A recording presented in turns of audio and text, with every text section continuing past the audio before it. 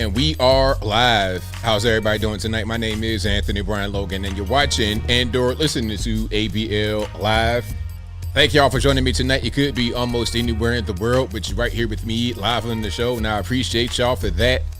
We got a whole lot going on all over the internets, all over mainstream media, social media, everywhere, and I don't know where to start. First of all, Trump had the rally in the South Bronx, and a lot of the leftists are upset. Your AOCs of the world and Kathy Hochul and a bunch of others are upset. We'll talk about the rally a whole lot more a little bit later. Also, Caitlin Clark, the great white hope of the WNBA, has a bunch of haters.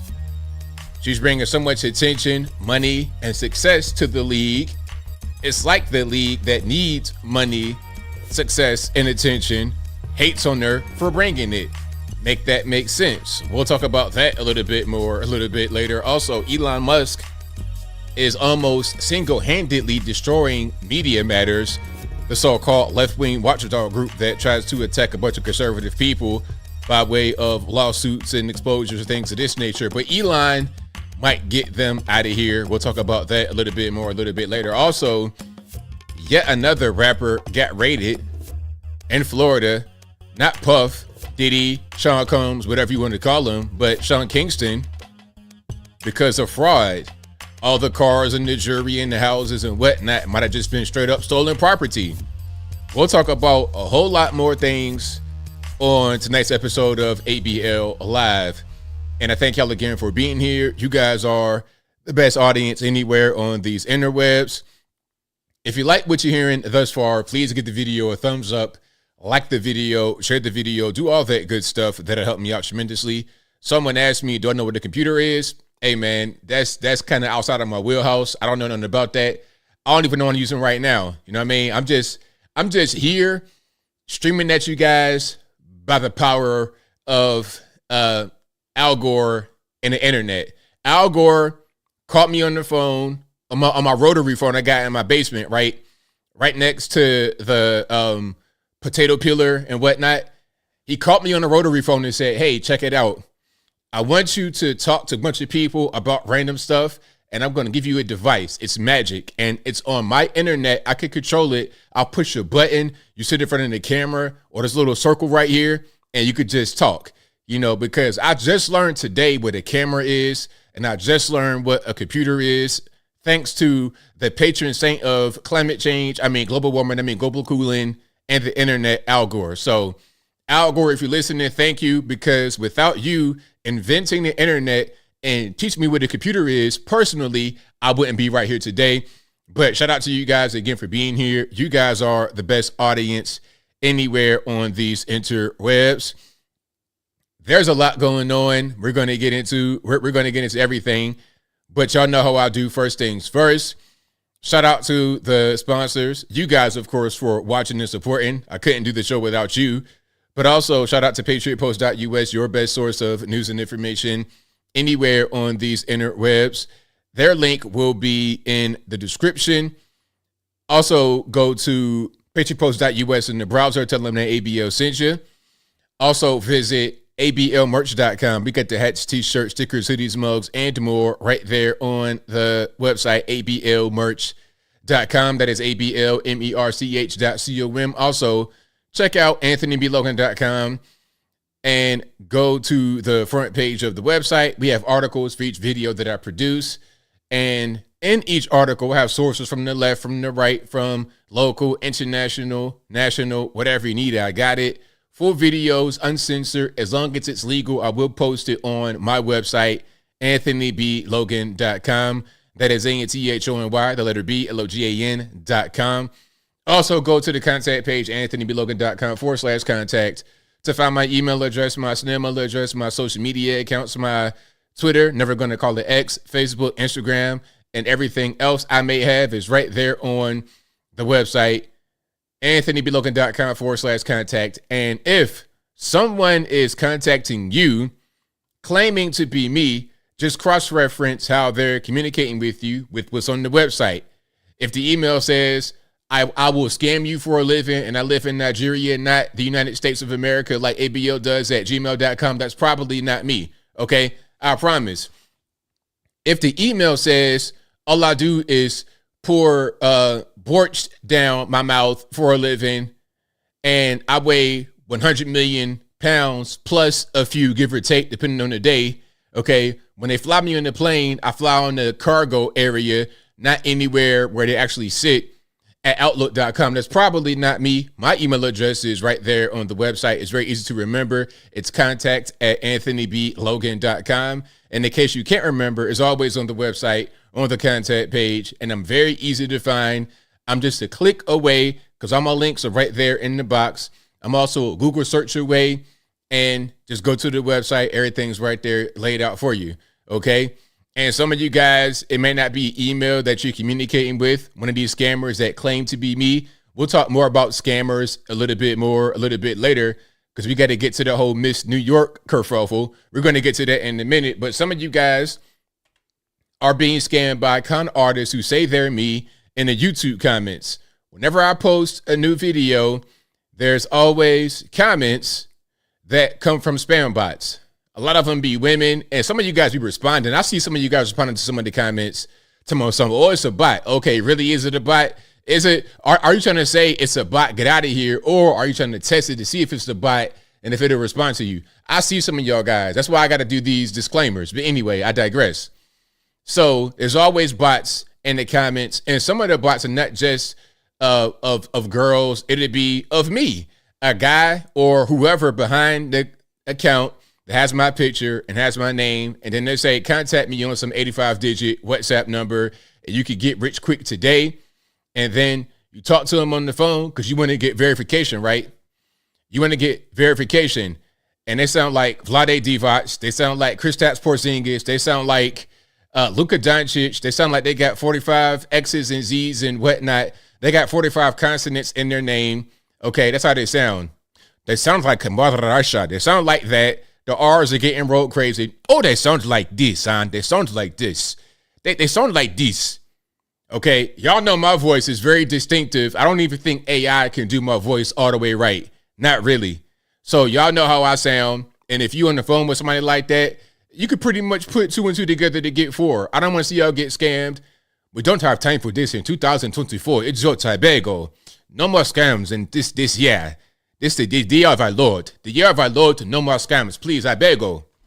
So shout out to you guys. I appreciate y'all for joining. If you like what you're hearing so far, O'Shea, I see you, man. You know I'm doing that. You know I'm doing the accent right. You still over there. You still on the continent. My brother, hey, O'Shea, my friend, my brother, come on. Come, give me some monies, eh? Money's today, huh? You're late with your rent, O'Shea. O'Shea, you're late with your rent. You do not have it. Give me the monies today. Or you get out of here, man. Shout out to my Africans. I love y'all. I promise. Hey, listen, because sometimes I get emails from people, they get offended. You know, some of my Nigerian fans, come on, ABL, we're not, how they say, we're not all scammers, ABL. Come on, you killing us. Come on, man. Come on, we're not all scammers. So, but now I'm just playing. I love y'all for real. It's nothing but love.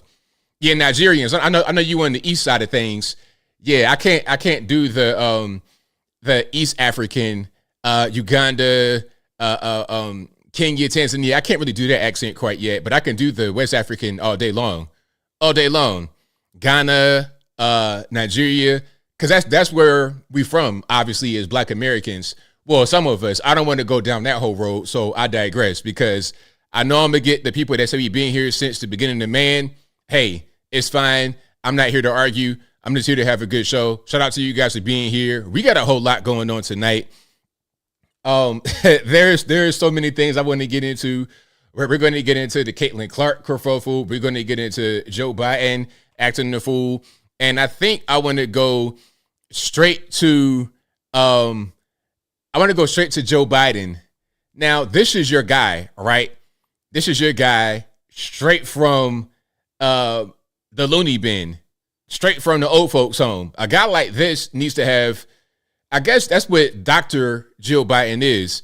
A doctor, what you talking about? She's a home health nurse. She's a CNA at this point. That's pretty much her job. Okay. So check this out. Now, I don't know what Biden is doing here. Is he getting a Medal of Freedom himself? Like, what is really happening? I don't understand what's... Okay, I'm gonna play this, and I want you guys to explain what's going on. Hello. And RP to the headphone users.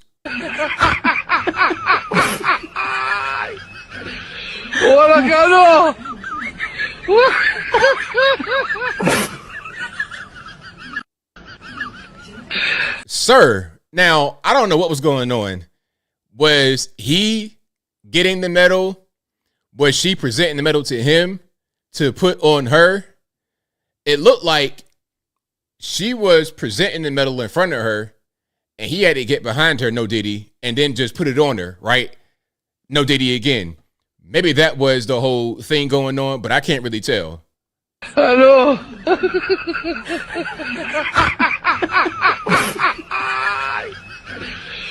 He has no idea what's going on. He's stuck. Like, you ever see a dog and there's some food nearby, but they know they can't just go eat random food because they might get in trouble? That's kind of what's happening right here. It's like, should I go? Should I not go? he just straight up froze. Look at on Pelosi in the back. These people, this is like an old folks' home. This is what's going on right here in the White House. Now, I don't know who added that laugh track in the back, but you guys are sick for that edit. I have no idea what's going on. Can anyone explain that to me? Can anybody explain what happened here? I have no idea. Taken to the hospital. Michael Esperanza says at the debate he would be wide-eyed and alert. Yeah, to life alert. That's what's going to be hit at that particular debate. Man, oh man, I don't know what they're going to put him on. What kind of drugs they're going to have him hopped up on, because he's going to need something. Because the guy, man, obviously the lights are on, but ain't nobody home. Nobody's home. He's a few trees short of a forest, a few crayons short of an entire 64 count box, a few sushi short of a whole rack. It just ain't all the way there, man. But hey, 81 million votes, right? That's what they say. That's what they say, 81 million votes. Now, let's skip to The View right quick. And this is Charlamagne. And, you know, whenever I show Charlamagne in the context of Joe Biden, I got to show the infamous clip. I might show this clip every day. That might be an intro to some of my videos, my live videos at least. Hold on. I got to show this one, the "You Ain't Black." I have to show it. I've been critically. Because I'm not going to let him live this down. Listen, Charlamagne, if he doesn't get an apology, look, if it's me, I would never. If I was Charlamagne in 2020 supporting the Democratic Party, and I have this man come on my show and just basically slap me right in my face in front of the whole world, at that point, it's got to be a red pill moment. I have to say, I'm not going to vote for Democrats anymore. They're racist, because nobody came to his defense it's not even a matter of just Joe Biden saying it. It wasn't an isolated thing. It was nobody on the left came to his defense. Nobody denounced Joe Biden. They all pretty much went with it. So that means they're all complicit. They're all complicit with it. All right. But before we get to that, I got a super chat from my man O'Shea. O'Shea says, I'm a spam bot. Oh, okay. But I see your, first of all, you got Uganda dollars. That's number one. And number two, I see your verification check. So that's you, O'Shea. Okay.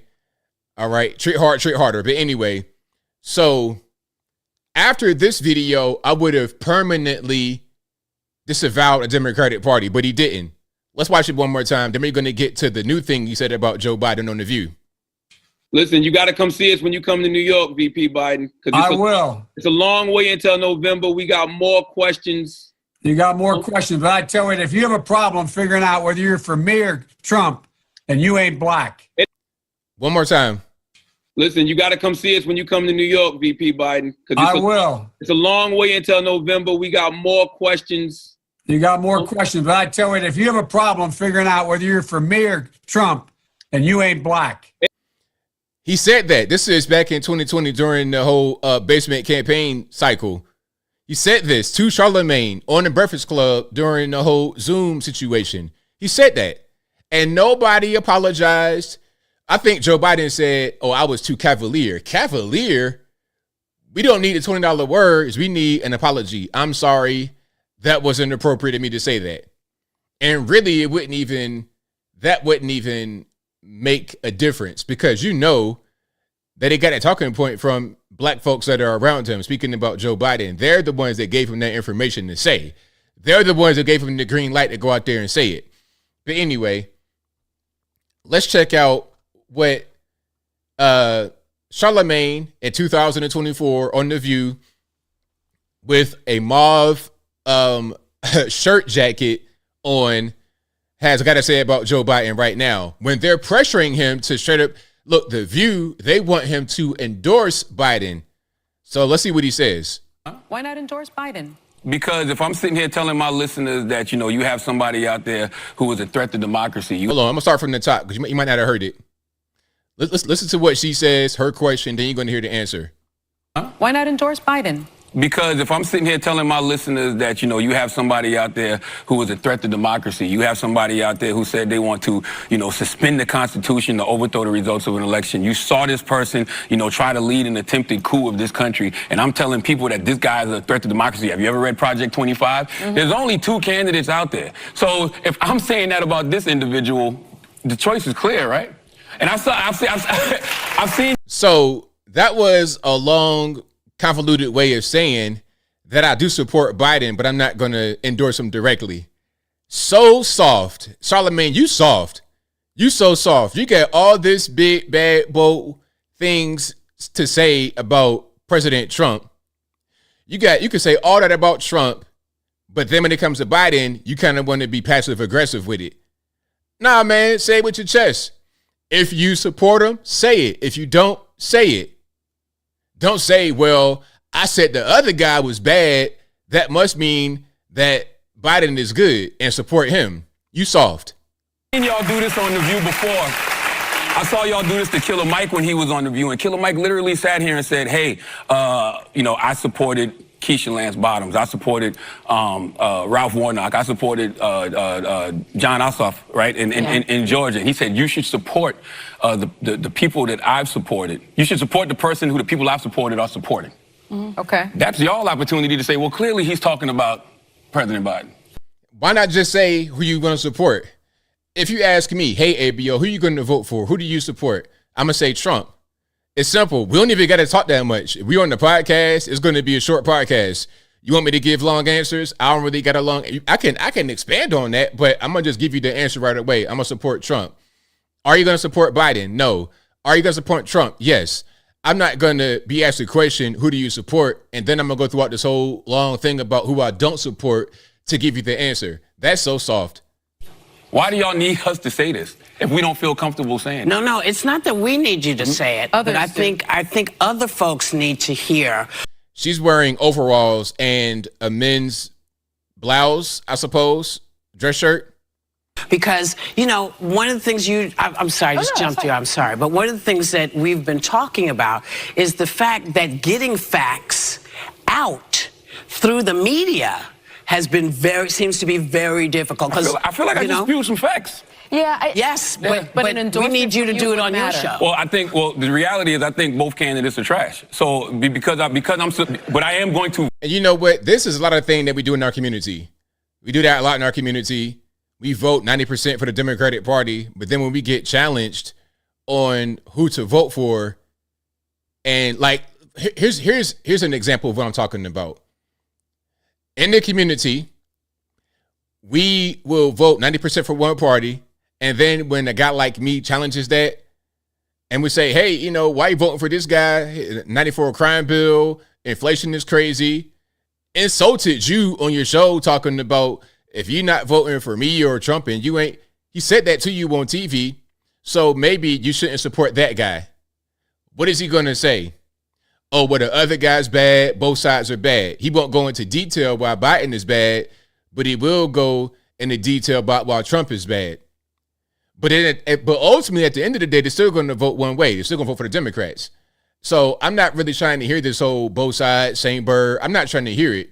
If we think both sides, same bird, then why do we vote 90% for one party? It don't make no sense.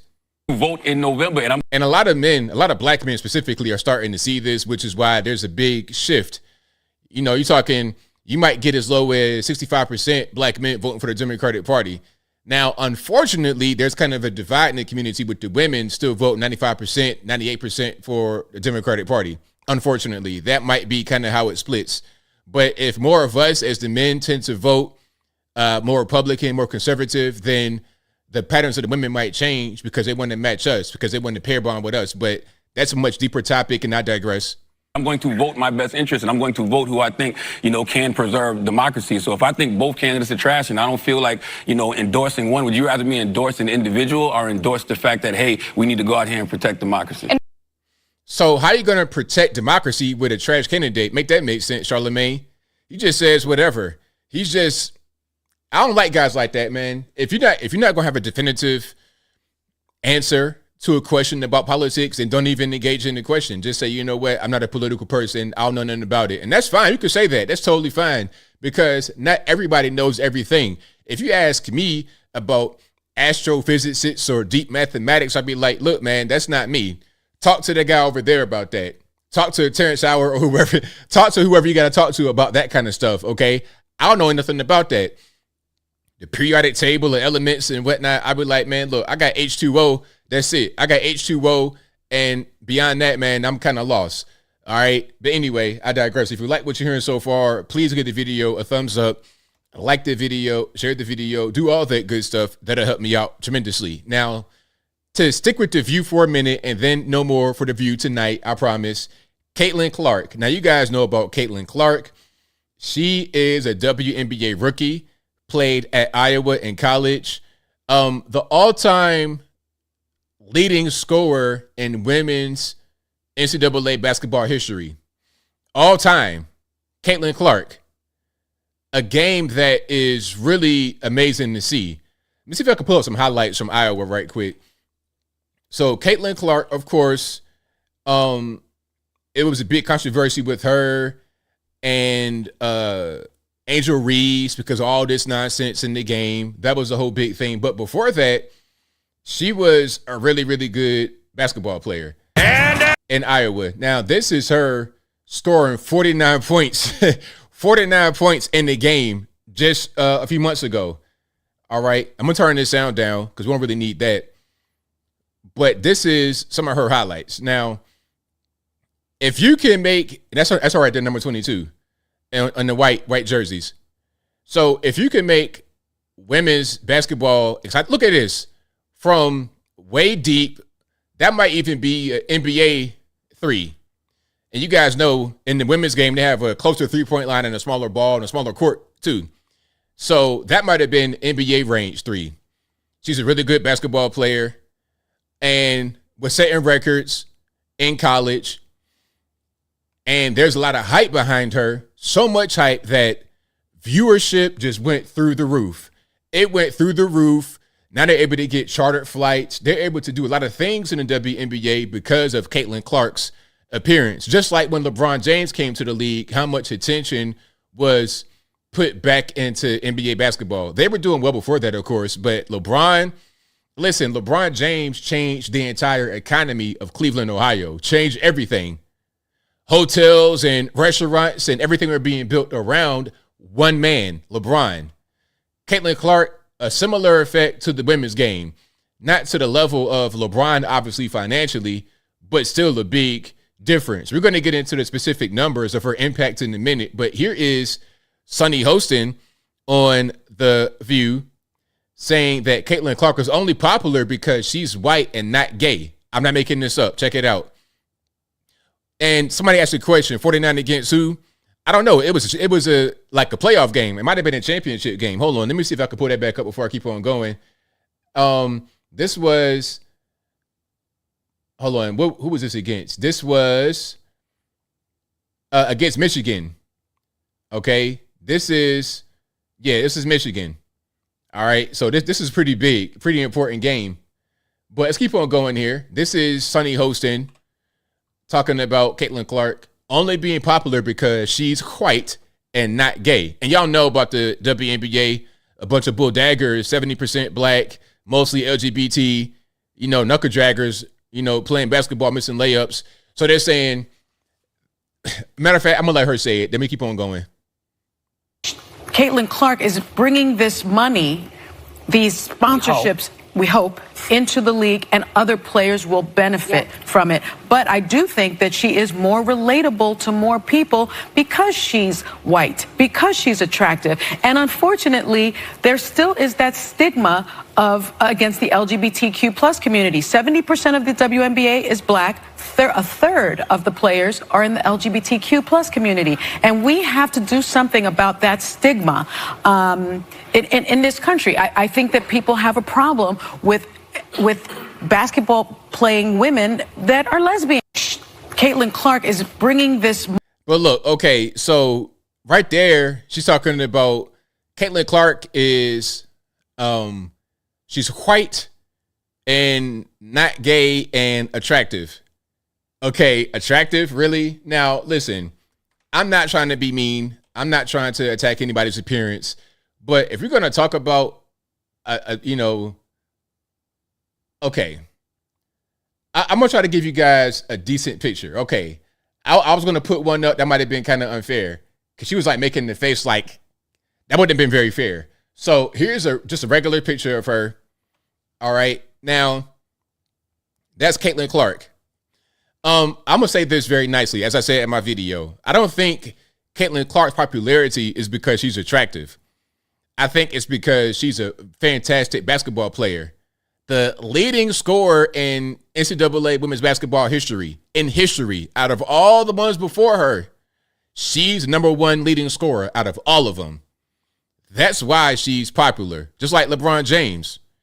LeBron James, man, I mean, the talent in high school, at the high school in Ohio, St. Vincent St. Mary, it was unreal. I mean, people were going to see high school basketball. They had high school basketball games on TV. It was something you never seen before. Same thing with Caitlin Clark, that level of hype for the women's game. That's why she is so popular, okay? That's why. Now, let's keep on going here. We have some numbers. This is from Emmanuel Echo over on Fox Sports.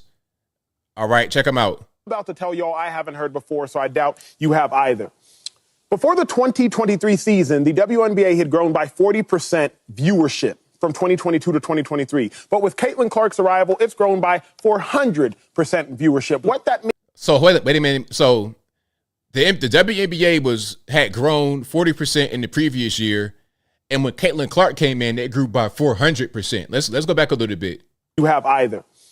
Before the 2023 season, the WNBA had grown by 40% viewership from 2022 to 2023. But with Caitlin Clark's arrival, it's grown by 400% viewership. What that means is if the WNBA were continue to grow at the rate it grew from 22 to 23, it would take until 2028 to do what Caitlin Clark did this year. Okay, now let's not talk viewership. Let's talk ticket sales. Bear with me. Ticket sales grew in 2023 by 16% from 2022. Ticket sales have grown by 93% in 2024. What that means is without Caitlin Clark, the WNBA would have taken till 2029 or 2030 to get to where Caitlin Clark has gotten them today. Okay, we've talked ticket sales and we've talked viewership. Now let's talk about regular season viewership, not draft viewership. Regular season viewership, it grew by 20% in 2023. It's grown by 180% now, which means it would take another 5 or 6 years to do what Caitlin Clark has done. So between draft day viewership, which is up 400% to 40%, between ticket sales, which is up 93% to 16%, between regular game viewership, which is up 180% to 20%, what Caitlin Clark has done is grown the WNBA exponentially. She did in 5 weeks what would have taken 5 years. And as it pertains to draft viewership, she did in 5 days what would have taken 5 years. So, I mean, the numbers are clear. The numbers are evident. It's right there. Everybody knows that Caitlin Clark is a real deal and bringing a lot of money, but you got so many haters. A lot of the women are hating on her, talking about, oh, it's not just one person doing this. We've been here for a long time. You got girls crying about not getting their shoe, but really, if they were smart and they were really about getting their paper, as a cool kid say, then they would just rally around her, circle the wagons, and make her be the face of the face of the business, not the franchise, face of the whole business, WNBA, and right until the wheels fall off to generate some money. And the funny part is, it's mostly men that watch all sports, including the WNBA. Women don't even watch the WNBA. The WNBA has an 80% male viewership. So that's why you had Sonny Hostin talking about, oh, these men, they don't like these strong women. Yeah, you're talking about men because we're the ones that watch, not women. So why is it only on us? If you want to have the WNBA improve, why don't these women support each other? We'll talk about that maybe a little bit more a little bit later. But let's keep on rocking and rolling here. We got a lot more to get into. All right, let's hear from Sage Steele about the whole situation. Hey guys, I wanted to jump on real quick because I think the situation surrounding Caitlin Clark is pathetic. It has nothing to do with what's happening on the court. Those veterans, those women are coming after Caitlin Clark, as they should. She's the #1 overall draft pick. They should come after her. They do it in the NBA. They did it with Kobe Bryant and LeBron James and everybody. Why wouldn't they do that with Caitlin Clark? They do it in the NFL. They do it in the NHL and Major League Baseball too. That's how it should be done. And I guarantee you, Caitlin Clark knew that was coming her way. The difference between what's happening right now is that coming at her on the court by being competitive is one thing, but then there's something else where it's like you hate her and you don't want her to be there because she's getting too much attention. That is not what men do. Okay, we're going to be competitive. It's not going to be a matter of you're getting too much attention. Now I got to get rid of you. I'm going to try to hurt you because you're getting too much attention. That's not how men do. And I also guarantee you that she welcomed it. She's tough as nails. Bring it on is what I'm sure she said. That's fine. What's pathetic in my mind is what's happening on the outside. When people like Sonny Hostin and Jamel Hill come after Caitlin Clark and say that she's only benefiting because she's white and because she's not a lesbian, that's why she's getting paid, that's why she's getting favorable treatment. Would you guys stop? You know better. Or maybe you don't, because it seems like making sure the race card continues to be played, make sure that you stay relevant. But why would you do that? It's fascinating, though, because if I think about the transgender sports issue, too, people like that, women like that, have been silent when it comes to transgender women, biological men trying to take part and successfully taking part in women's and girls' sports. You've been silent on that. What happened to being pro-woman? You're silent with that, but now you're going to cut down 22-year-old Caitlin Clark, who has single-handedly changed the game, brought in millions of other young fans, old fans. How about the ratings in college basketball for her? Record ratings. And now in her very short WNBA career, shattering records. Isn't that a win for everybody? Yes, black players too, regardless of race, regardless of who they choose to sleep with. Like, what are we doing and why? Please stop. Let's celebrate Caitlin Clark, celebrate her greatness, celebrate her courage to keep pushing through against people like you. Caitlin Clark, you go, girl. Don't listen to these people. Keep going strong. Most of us are normal and have your back. Exactly. 100%. Shout out to Sage Steele. Shout out to her. Y'all may know Sage Steele. She was on ESPN, and then she went through a lot because they were mandating the vax, and it was all kind of stuff. I think she wound up getting fired. It was a whole big mess over at ESPN. That's a sinking ship, a big time sinking ship. Now, shout out to this individual right here. This is a strong message from Gen Z to the U.S. government. This may have you trembling. It may have you literally shaking after you see it because it's so terrifying. All right. RIP to the headphone users in advance. Let's go ahead and put it on the screen. Again, this is a message to the U.S. government from Gen Z. U.S. government of America, you've made a big mistake. You think you can take away our app? Well, we are the most powerful generation that there ever was. We are Generation Z. We won't let TikTok fall. We will rise above it all. We will save TikTok. Time's running out. Can you hear the clock? Joe Biden, we are ready for war. You want us so bad, and now you want more. So the they, them, man, I can't really tell. Young boy is talking about TikTok. Please don't take TikTok or else it's going to be some trouble.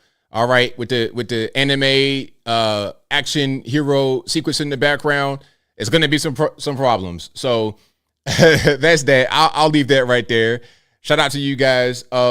Yeah, he's dead serious about TikTok. Don't take our app. That's what he's trying to say. All right. Now, this individual looks like a grown-er or slightly older version of who I just showed you, okay? And, of course, you can already see what's going on here. This is a classroom. So if you walked in the classroom and you saw all this rigmarole going on, what are you going to do? It's open house, PTA meeting, whatever it is, open house before school starts, before your kids are starting to go, and you checking it out. If you see this individual in the class, what are you going to do?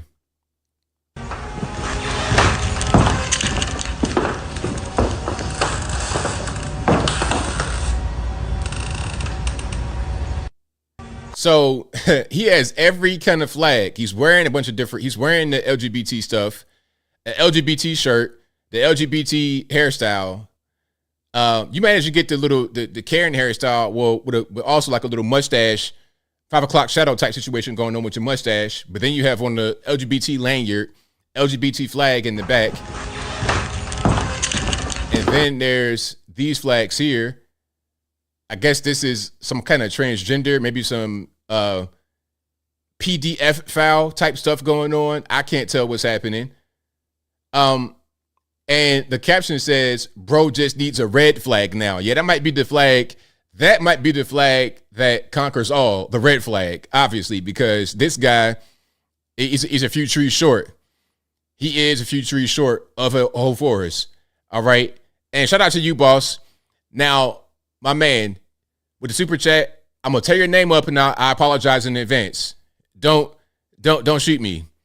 Marcelecha.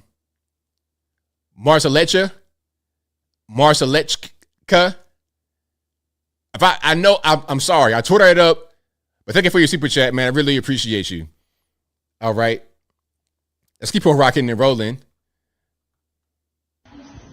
And here's another school. I'm not sure where the first one was we just saw. This is a different one with an even bigger flag with the Black Power fist. Now, this is really disturbing because I remember being a little kid and going to my granddad's house, and my dad and my uncles used to live at granddad's house before they went to college. So they were like, teenagers, and they had their room set up.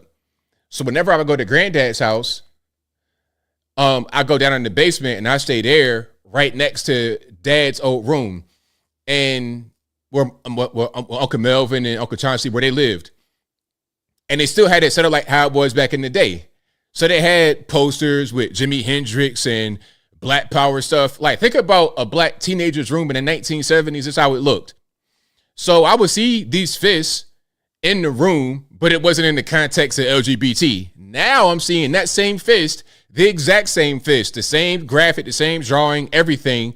I'm seeing that rather than being on the end of a Afro pic, rather than being on a poster for some Black Panther, Black Power stuff. I'm now seeing it as part of the LGBT movement. And you know what? Part of that is our fault because we aligned with the LGBTs. Not me, but too many of the community aligned with the LGBTs. So they just took that from us. They sure did. Now, I know that it was around before the Black Power movement. Don't get it twisted. But this specific thing in American culture, this was part of the Black Power movement. And then they took it and have it as now part of the LGBT. Same thing with the rainbow. That was part of that was a Christian thing. They took it from the Christians and then they use it. That's what's going on. All right. So yeah, that's what's happening right here at a school in San Fran.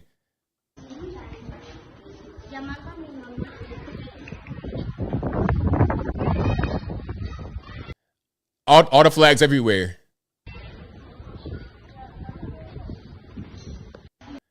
So yeah, that's what's going on. And if I saw that, I'll be like, okay, that might not be where I want to go. that might not be where I want to go. Yeah, the fist means something totally different. Okay, it means something totally different now. 100% different. When I was a kid, I saw it one way, but now I'm seeing it a whole different way. Okay, so this is a fat person talking about fat healthcare, and I'm gonna just let her talk. All right. So this. Hold on.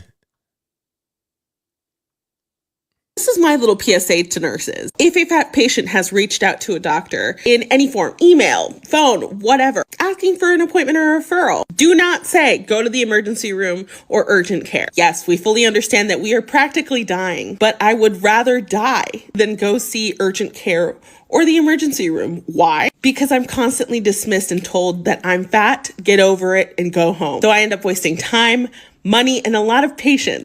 So no, I will not go to the emergency room or urgent care. I'd rather be seen, please. And as I state over and over again in those calls, in those emails, I would rather die than be dismissed. Well, you know what? I got a solution. You could just, not eat so much. It's real simple. I mean, losing weight, I've done it. I've gained weight, lost weight. I know how to do it. I've been as high as 280 and low as 180. And the key to gaining and losing weight is eating more or eating less. That's the key. And if you're eating a big server tray full of food, I'm talking about when you go to Applebee's and they bring a tray out with the drinks on it, right?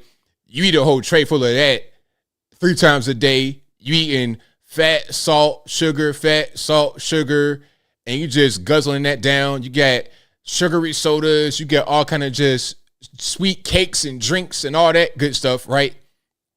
When you get all that going on, that's causing you to have some medical issues. You can't even fit in the camera, man. That's crazy. How are you going to do a selfie video, and your face is cut off? That's crazy. That's totally nuts. So yeah, the solution here, ma'am, is just to tighten up and lose some weight. If you have medical problems and they're telling you, you fat, you need to go back to the crib, just take it for what it is. Like, okay, I'm too fat to be doing all this. Let me just lose some weight. Okay, just like if I was to be a doctor and I saw a crackhead come in there all the time having crackish symptoms, well, you know what the solution could be? Stop smoking crack. How about that? Get off the pipe, get off that stuff, and you might be feeling a little bit better. All right. Here we have a Biden supporter. Okay. Here we have a Biden supporter. Rex Walker says, I was 210 once at 5'10". Now I'm 170. Shout out to you. That's a good fighting weight. That is a great fighting weight. I'm 6'3". I'm right around 215 right now. I want to get to like 210. That's a good fighting weight for me personally. I've been 180. I felt kind of light. I felt a little bit too light. People say that I'm skinny right now, even though I'm not. But shout out to TZ Burton, who says, ABL, my wife's best friend, who is from the Caribbean, has a daughter who is a software engineer. Thanks, Al Gore, for inventing the computer. Right. Shout out to Al Gore for inventing the computer, for inventing the interwebs. So your wife's best friend's daughter can be an engineer, a software engineer. Shout out to Al Gore for making that happen. And, when the ice caps melt, you could thank Al Gore for predicting it too. That's the dumbest thing in the world. The ice cap's going to melt. We all going to die.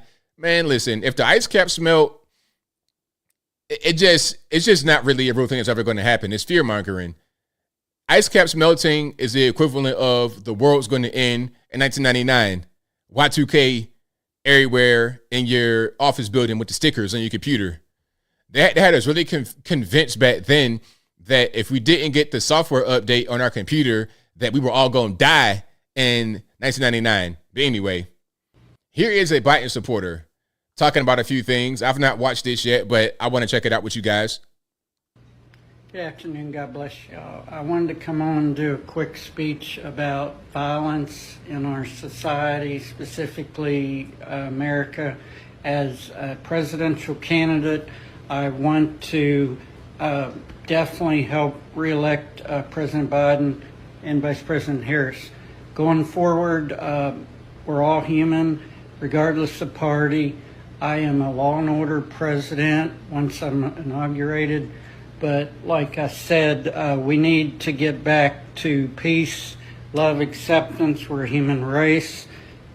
I'm talking about America right now, all the guns, the kids, the violence, the anger, the prejudice, discrimination toward groups, sexuality, the way we look, where we come from. We're all America in these borders, and we need to live like it and get back to the United States.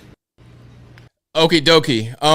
I don't understand why you couldn't just say that dressed normally. Like, what's up with the why you gotta look like that? I don't really get it. Yeah, I don't really get it. It's a trend that I see. It's the Bruce Jenner effect. A lot of white males, once they get to be white male liberals, I should say, once they get to be like in their 50s and 60s. So you're talking about Gen X and boomers that become transgender. I've seen it over and over again. Bruce Jenner, Katie Tur's dad, Bob Tur, aka Zoe Tur, the guy who wanted to choke Ben Shapiro in that debate a few years ago. That is Katie Tur's dad. It's a bunch of these guys who do the same thing. This person right here as well, Vivian Smotherman, looking more like Victor Smotherman, but I'm running for the Colorado. Hold on, I digress. RP to the headphone users. State Senate. Of course, I'm going to knock on your door every day until you turn in that ballot. I'm running for the Colorado State Senate. Of course, I buy a new dress every time there's a fundraiser. I'm running for the Colorado State Senate. I don't know you, but of course, I'm going to call you repeatedly for money. And these guys will have wives, kids, everything. It's like once they get to be retirement, once they get to be retirement age, they abandon their wife and their kids. Well, the kids are grown and they leave their wife and then they become transgender. I've seen that over and over again. It's like, what is the problem? And somebody answered it. Somebody was like, well, these guys are trying to become part of a protected class. If you're just a regular white male, you have no protection. But if you can become LGBT, now you're a minority and there's less pressure on you. You can kind of move a little bit more freely. So, hey, just, get some breast implants or something like that, and now you can become part of a protected class. All right, that's kind of what's going on. It wasn't he in Braveheart. It might have been. He might have been. All right. So yeah, that guy is running for the Colorado State Senate, a politician. Now listen, if you vote for a guy looking like that to be a politician, then something's wrong with you. Because when you're talking about politicians, they are elected to make decisions for you. So if they can't make good decisions for themselves, why would I trust them to make a decision for me? That doesn't make any sense. That's illogical. All right. That's like voting for a crack smoker to be a politician. Well, look, you got a bad habit right there. So obviously you're not really going to be of sound mind to make rational decisions for the rest of us. All right. But anyway, I digress. Yeah, that's his girl clothes. He's supposed to be transgender right here. Okay, if you guys were kind of confused, he's supposed to be a transformer. He's probably wearing his wife's clothing that she may allow him to wear, or maybe he took some stuff when he left, like a Sam Brinson. Remember that guy that was taking women's clothing from airports? That guy was a nut, though. That guy, I'm sure he was scoping the women out, because remember that guy, he was still in bags, and he stole the one lady's bag who was a stylist, and he had her dressed altered, and then he wore it on the red carpet. They took pictures of him. It was pictures on the internet of him in stolen clothing that he had altered to fit him. The way that he was wearing it was not the intended way that it was supposed to be worn. He just made it to be something that fit him. The guy had a problem. A 100% big problem. Now, speaking about mental issues, modern art. How do we like it? Do we love it? What's going on? So my man right here is dumping dirt on the woman's head with a shovel. Ever so lightly. He's not just, turning the shovel over. He's just kind of letting it drip from the base of where the steel and the wood handle meet. My man right here has a trampoline and he's drawing a big marker on the wall. This is like your toddler when they draw on the wall in your house on steroids.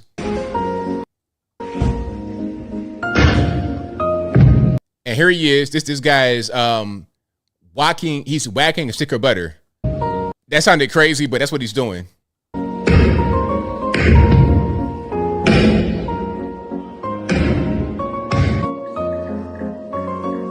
Now, this guy, I don't know what he's doing. it looks like he had some ink or something on top of this piece of wood, and he was rubbing his wrist in it, and then took his wrist off of the block and he was smearing it on a sheet of paper.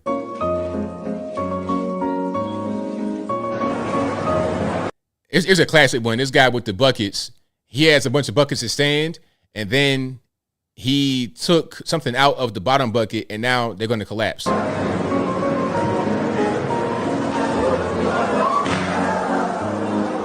So that is your artwork right there. That's your, people are watching this and they're really like observing it as if it's real art.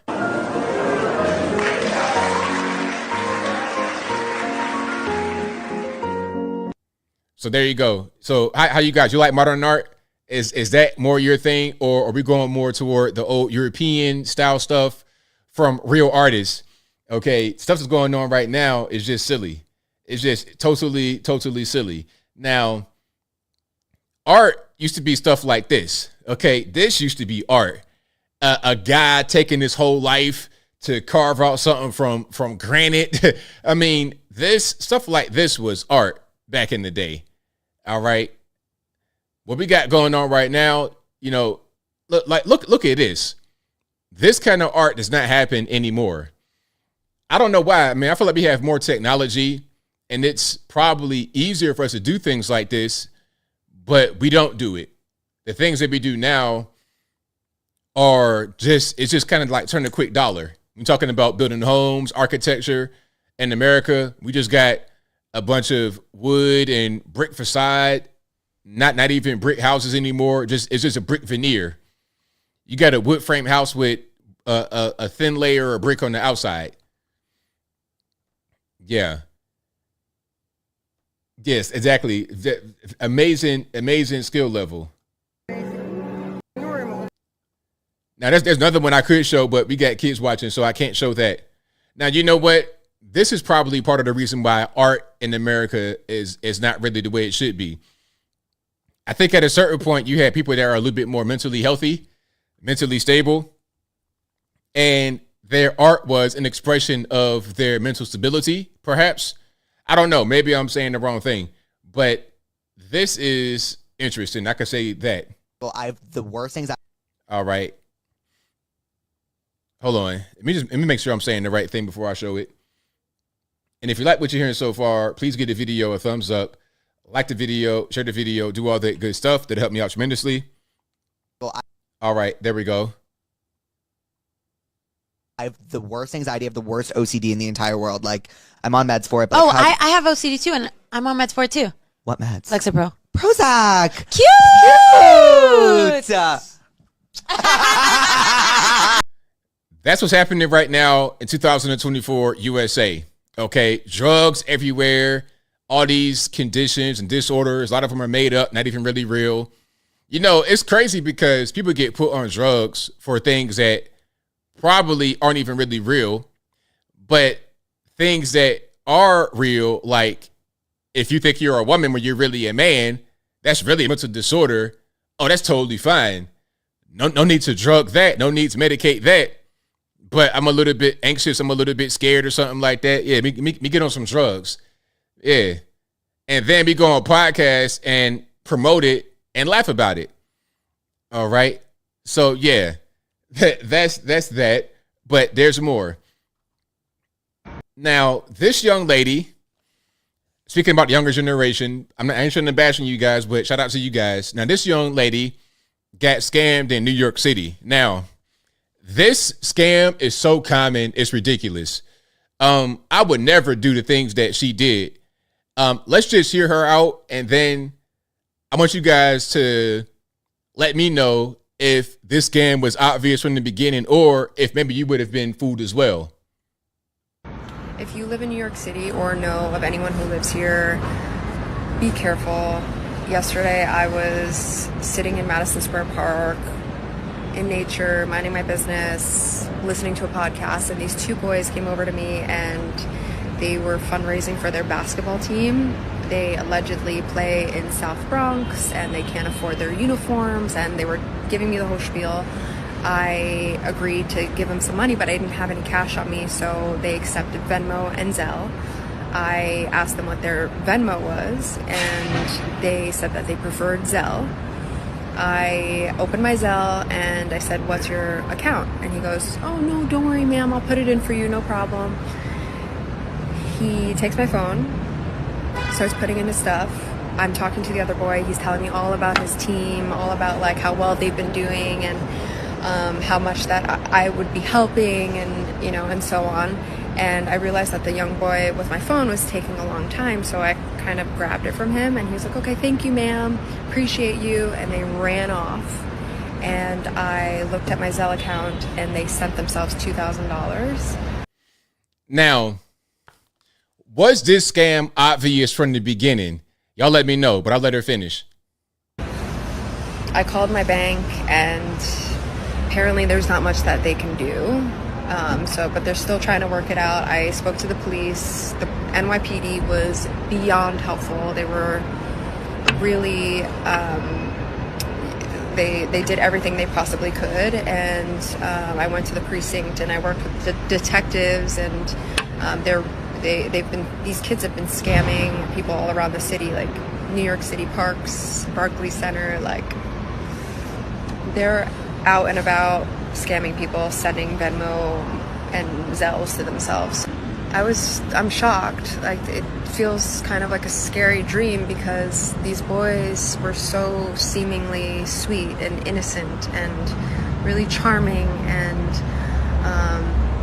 I thought it was really brave that they were going around raising money for their team. And just be super careful out there. So, do you guys think that this was an obvious scam? I mean, to me, I instantly, first of all, the main thing is you giving the phone to somebody. You're lucky you got the phone back, because what they could have done is just straight take your phone and then done whatever they wanted. They could have drained your whole account. They could have done anything with your phone. So, lucky you got your phone back. But I've seen this happen a lot, though. I've seen, in Atlanta, this is a thing that happens a lot with these water boys. And if y'all have been to Atlanta, or you live out there now, you know what I'm talking about. And there was one girl, and I'm gonna tell you, there was one girl who got like this. She's at this intersection or a stoplight or something, and then water boys come up to you and they'll have bottles of water in their hand trying to sell you the water or Gatorade or whatever they got. And the whole idea is they're trying to get a lot of money out of you, a lot more than what the bottle of water or the Gatorade is worth. So she is talking to these guys with the window down. That's a big no-no. You got the window down and they're in your space. So they begin to argue and the window is down. You arguing with these guys, your window's down, you're really in danger. You might die out there, because these guys, these water boys, quote unquote, are armed and dangerous. They will kill you. But no, they don't. You trying to get into a shouting match, they will delete you. Don't get it messed up. And she's going and having this conversation, and then at a certain point, they straight took her phone. It was a whole big mess. But it's like in the comments, people were saying, "Hey, why was your window down? Why were you talking to him? Why'd you let them get their phone?" You don't do stuff like that. You don't give over the phone. And a basketball team, look, I'm gonna show you these guys. We got an update, okay? And before I show you the update, the moral of the story is don't give your phone to strangers, okay? And this is part of the reason why I don't give anybody on the street anything. I don't care if it's $1, a red cent from my pockets, a Zelle, a Cash App, a PayPal, nothing. And I most certainly wouldn't let them touch my phone. You touch my phone, you're going to touch these hands. I'm just playing. But anyway, let's check out the update. Meanwhile, tonight, the NYPD releasing pictures of 4 young men wanted for a popular scam involving the money app known as Zelle. Now, before we get to the pictures, any guesses how they're going to look? How are these kids, these teens, going to look? Anybody want to take a wild guess? No racism, I'm just saying. Police say the group approached a woman in Central Park yesterday, asked her to donate to a basketball fundraiser. The woman says when she agreed, one man offered to make a transfer on her phone. Man, I wish I would give these boys a dime. I wish I would. Man, you know what I'm going to do? I'm going to get my gun ready. That's what I'm going to do. And tried to drain her bank account. Circumstances are identical to a story we aired yesterday about a woman who was scammed out of $2,000 in Madison Square Park. Tonight, we're learning that a family from Rockland County was on board the Singapore Airlines flight. But yeah, that was the update. We don't got to get to the rest of this here. But yeah, ain't no way. Are you serious? Really? They come up to you talking about something. Yeah, we got a basketball team. Are you even above 5'8"? First of all, I mean, look, they look like the same size as a lady. Man, be for real. Be for real. These 18-year-olds, 5'7", 18 years old, talking about something, kind of get your phone. Ain't no way. Man, please. No way. No way, no how. So yeah, please don't get, I tell you guys all the time, please don't get scammed. Don't, man. Just don't do stuff like that, man. Keep your eyes on the prize when you walk in New York City. Don't be trying to get in, trying to help people. Nah, man. I'm not going to do it. All right. So let's keep on moving here. Let's talk about Sean Kingston. Sean Kingston, hold on.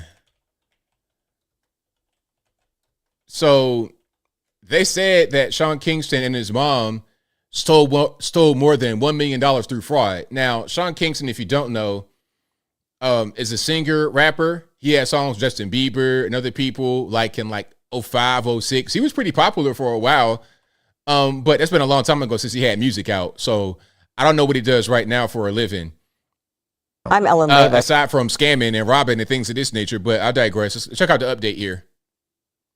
Sean Kingston was arrested in San Bernardino County just hours after his mother was arrested during a SWAT raid of their Florida home. And Eyewitness News reporter Ashley Mackey joins us now with more on the charges being levied against the singer and his mom. Ashley?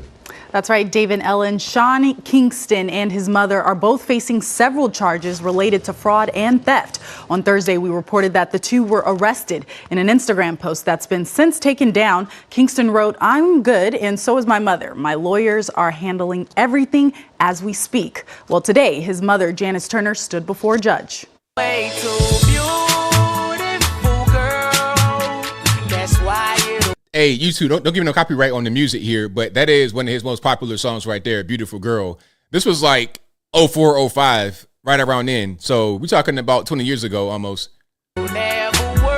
Jamaican-American singer Sean Kingston, best known for his 2007 hit Beautiful Girls, is being held at the High Desert Detention Center in Adelanto, California, after a SWAT team raided his Florida home mansion. It was there in South Florida that his mother, 61-year-old Janice Turner, was arrested on fraud and theft charges. Turner and her attorney appeared before a judge Friday morning. She faces 8 charges, including grand theft, fraud, and organized scheme to defraud. Criminal use of personal identification information. Count 7, grand theft greater than $100,000. And count 8, criminal use of personal identification information. Is she wearing a hot job right there, or am I tripping? Like, what is that? Some kind of headscarf? Why are you wearing that in the penitentiary, or at least in this jail that you're in?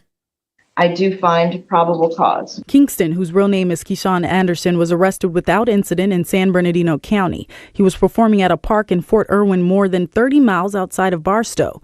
Several items were seized during the raid on his home in Florida. An attorney present during the raid filed a lawsuit against Kingston, accusing him of paying only $30,000 for a 17-foot TV system that cost $150,000. He has basically a sales pitch that he goes through to defraud people.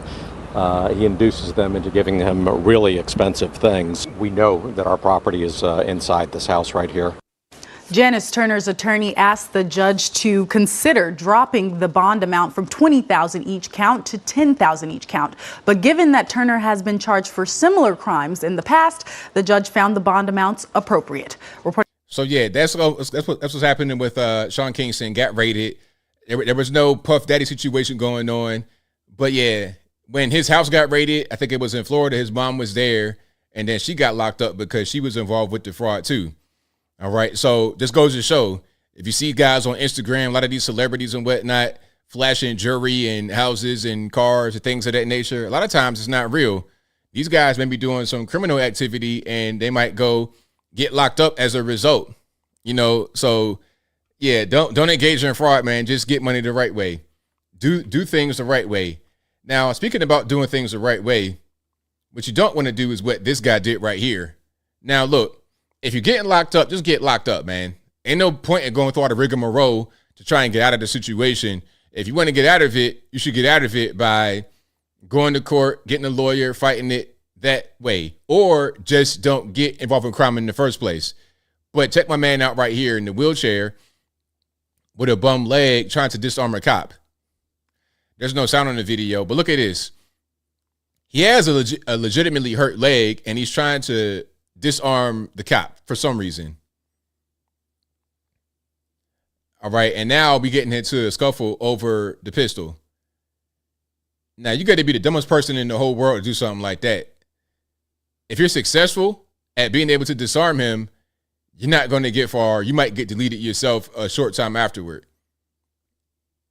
So they're fighting, and his leg, I think he has a gun at this point. That's why they're stopping the actual scuffle. And he can't really walk because his leg is messed up. Now we got another cop that's behind him, of course, and he has a gun drawn. So if the guy would have shot the firearm from the officer, man, you talking about getting deleted. It wouldn't have took no time.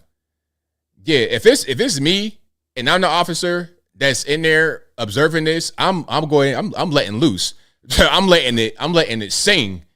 I'm letting it sing. It's gonna be whistling Dixie by the time I'm finished. Because you trying to disarm a cop and you got his gun? Oh no. You're very dangerous and you're inside the police area. I'm gonna let it sing. Okay, we got cement right there. All we gotta do, get a pressure washer, clean them right on up. You wouldn't even know what happened. So yeah, moral of the story, don't do stuff like that. Now, this could be what happens in the future. You do something like that. Okay, now they have AI. We know how powerful AI is. And you guys, if you're in any kind of tech, I know you know, the AI is the way of the future. It's here and you can't really stop it. I've shown a lot of videos about it and it's accelerating so fast. Technology has been accelerating very fast. And with hyper intelligent technology, it'll accelerate even faster. The things that we know about right now, 2024, is going to be way different in just a couple years, 2026. But look at this. This right here says AI won't miss. And this is like how the AI would track you if it wants to just go ahead and hit you right quick.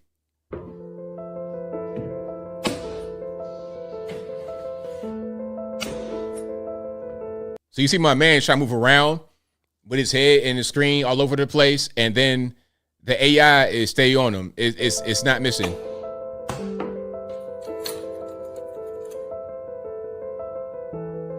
I mean, what are you gonna do with that? And we're just getting started with this. The things that we have out here, the Chat GPT, all of that, that's just the very beginning. Think about it like Super Nintendo, not even Super Nintendo, Atari versus PC gaming right now today. Atari, the little brick, boop, boop, boop, versus graphics that look identical to real life, and you're actually playing the video game. And that happened within the course of what? 35, 40, 50 years? Probably about 40 years it happened.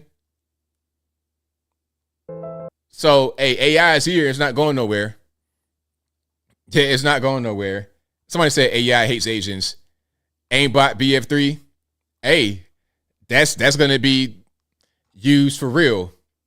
And speaking about technology and Asians, we got somebody over there in China walking their mech dog.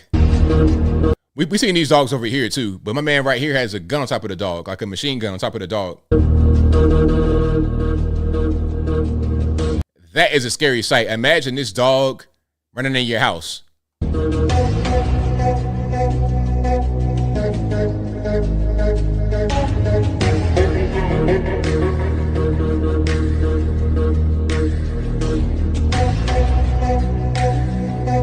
Imagine that. Now imagine there's AI in there and the AI is self-aware and you're talking about Terminator. A lot of these movies that we've seen in the past, they were just documentaries. They were just previews of what's to come in the future.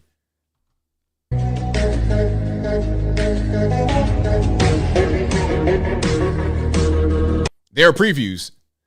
So yeah, hopefully we don't get to the point of Terminator, BT 5000. Hopefully we don't get to the point of that. But until then, I have so much to show. I probably won't get through everything I want to show you guys.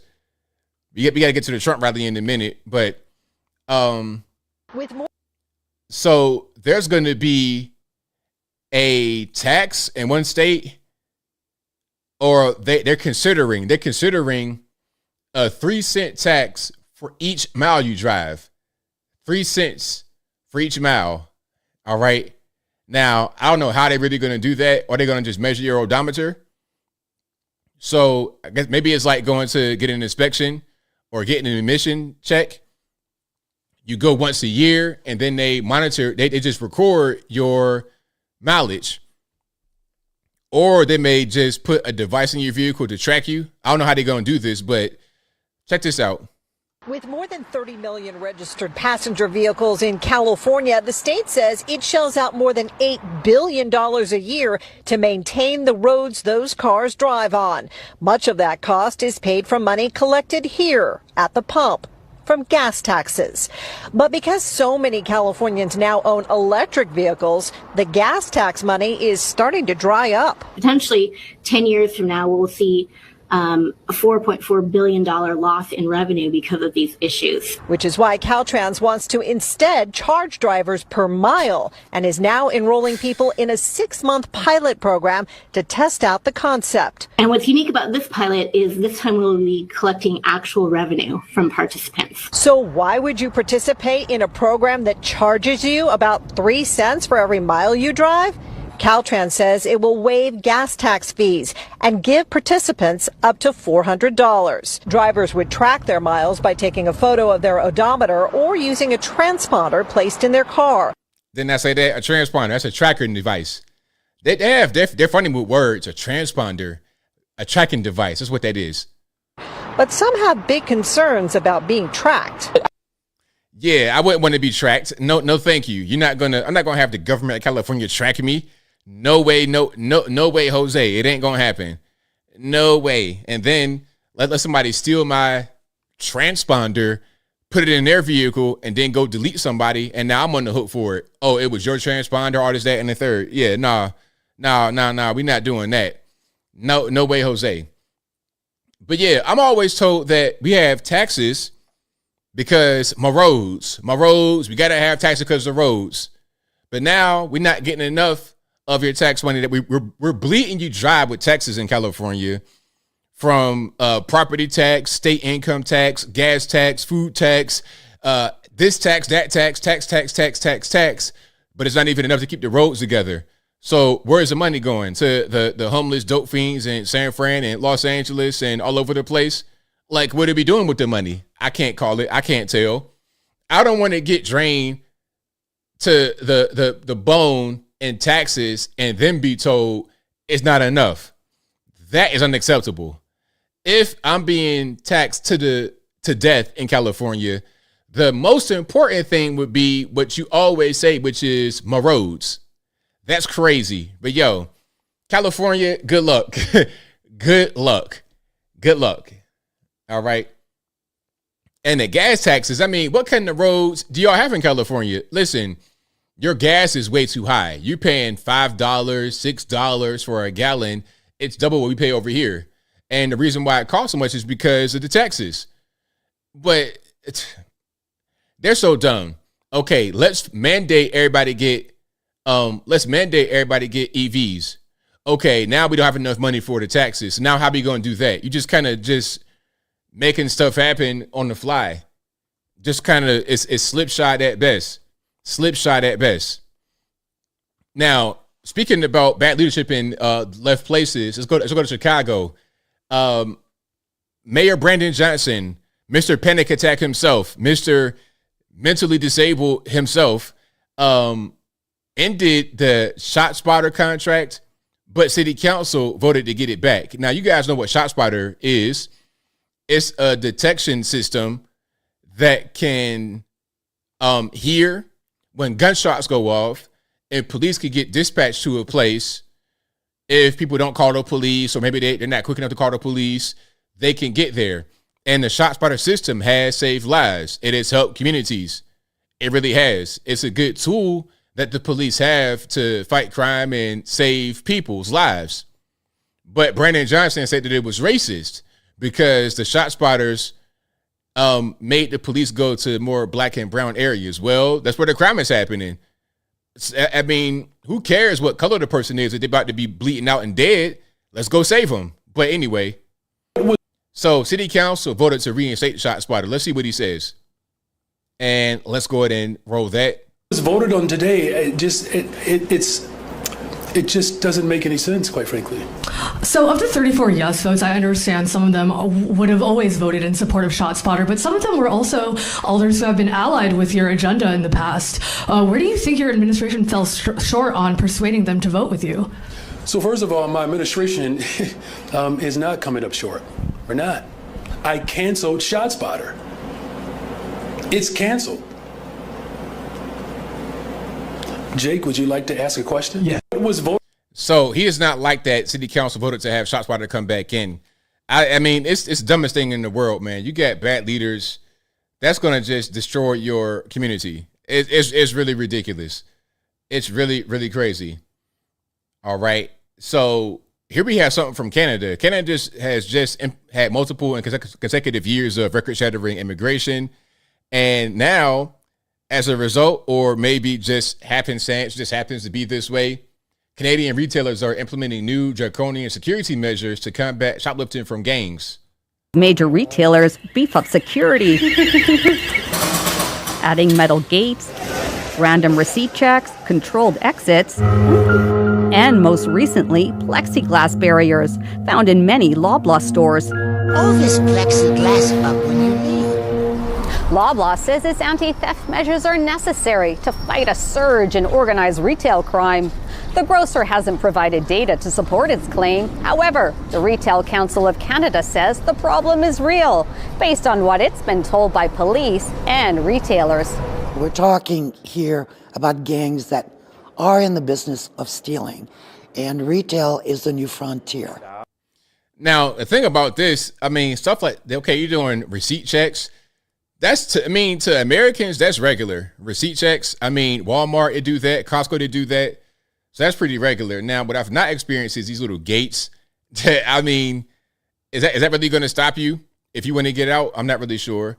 So I've not seen those gates anywhere in the States. The plexiglass barrier. That might be a California thing. Well, not really in California. You could do whatever you want in California. You could pretty much go in there with a shopping bag like it's Christmas morning. Like, remember that? I'm showing my age. I know I'm old. Remember that show, that game show where you can go with a whole a basket and run through the store and get whatever you can in a certain period of time? Remember that show? That's what they do right now in real life in California. Under $1,000, and it's fine. And I'm willing to bet that if they go above $1,000, they're not really going to trip.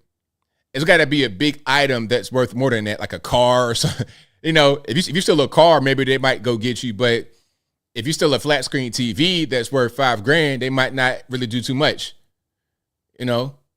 But anyway, so yeah, shout out to Canada. Hey, too cold out there for me, but shout out to you guys. Now, this is in Maine, Westbrook, Maine. So Westbrook city official admits that 95% of the city's welfare recipients are illegal aliens. All right, let's check this out. Harrison Dia, General Assistance and Social Services.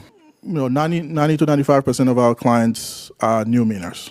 And so they're coming in, they're going into housing that they haven't been in necessarily. So we have to teach them how to, you know, put the heat down when you're leaving the apartment. You know, not opening the window when it's too hot, but reducing the heat. You know, talking to your landlord first before, you know, you're calling us. You know, things like that. So yeah, that's what's going on. You see the subhead here. That's going to be the majority of those who are going to be on the public assistance. All right. So it's like, okay, if I want to bring in people that are new to the country, I want productive people. I don't want to just have people that are just, you know, trying to take advantage of the system. You know, I know people are poor, they got a lot going on, but it's not our responsibility to take care of the whole world.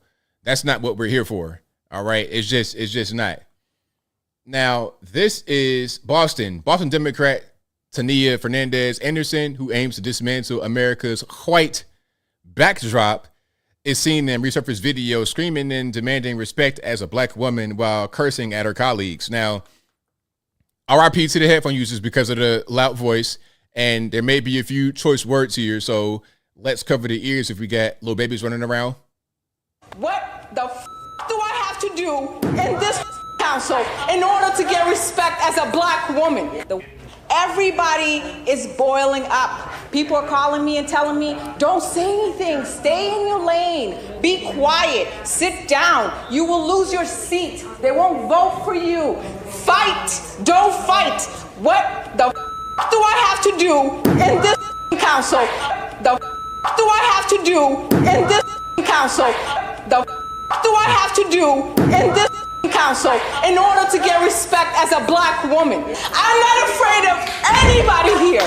When I make a mistake, I will be clear. I don't hate you as a white woman. I don't hate you as a white man. I am sick and tired of this body so stupidly racially divided, so afraid, what the do I have to do in this council? All right, so there we have it. Shout out to y'all. I see some of the comments. You guys are funny. Y'all are thirsty. Hey, I got some water. I got some water if you're thirsty. All right, because I know. Hey, I'm right here with you. I see what you see, but y'all are thirsty. But anyway, yeah, that kind of thing. Look, man, if you're worried about this whole racial thing, then you just got to go somewhere where you feel more comfortable. I mean, that's all I can really say. It's real simple. All right, you got to just get down with the culture or don't, man, and that's it. That's really it. But anyway, let's see this. Let's keep on going. We got a whole lot more to get into. And if you like what you're hearing so far, please give the video a thumbs up. Like the video, share the video, do all that good stuff. That'll help me out tremendously. Now, RFK handed out rubber chickens to disrupt President Trump's speech tonight, I suppose, right?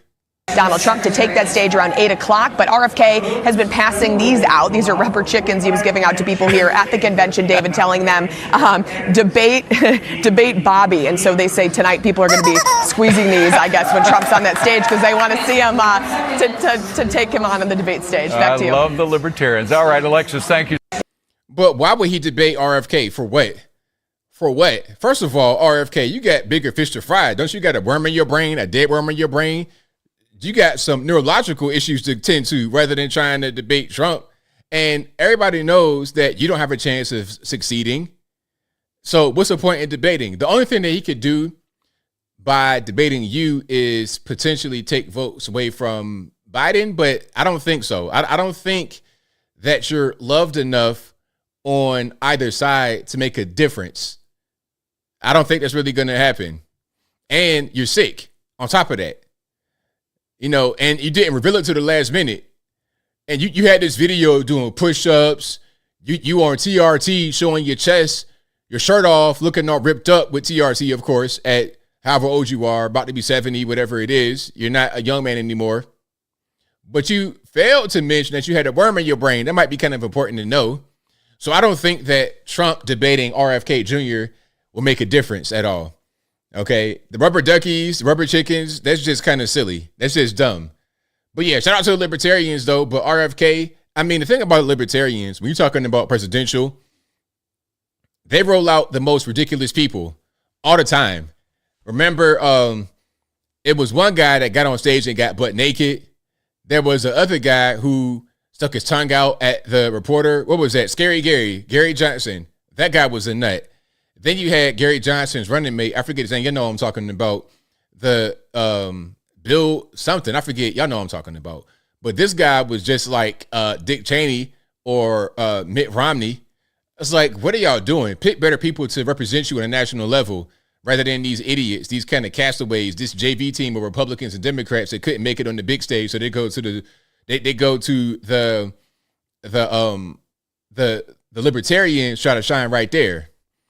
Okay, Ed McMuffin, whatever his name is in Utah, people like that, nut jobs. But anyway, I digress.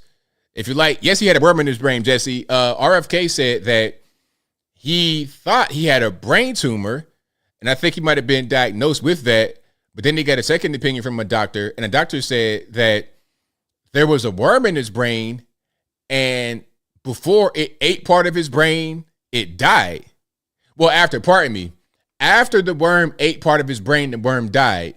So they did a scan of his brain and they saw a dark spot. And the spot was where the worm had eaten part of his brain and then died. Yeah, he had a parasite in his brain.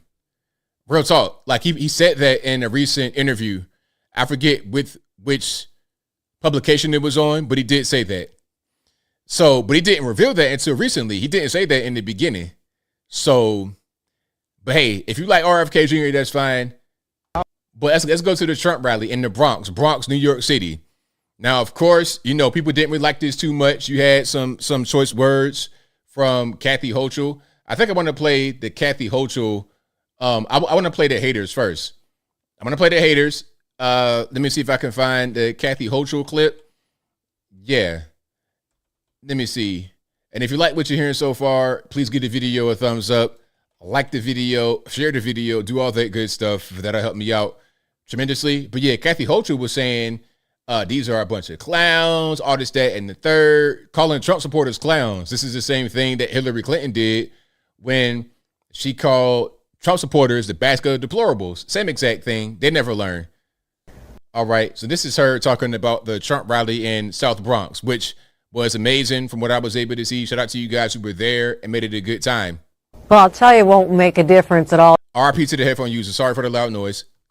Jake, and that is for Donald Trump to be the ringleader of and invite all his clowns to a place like the Bronx.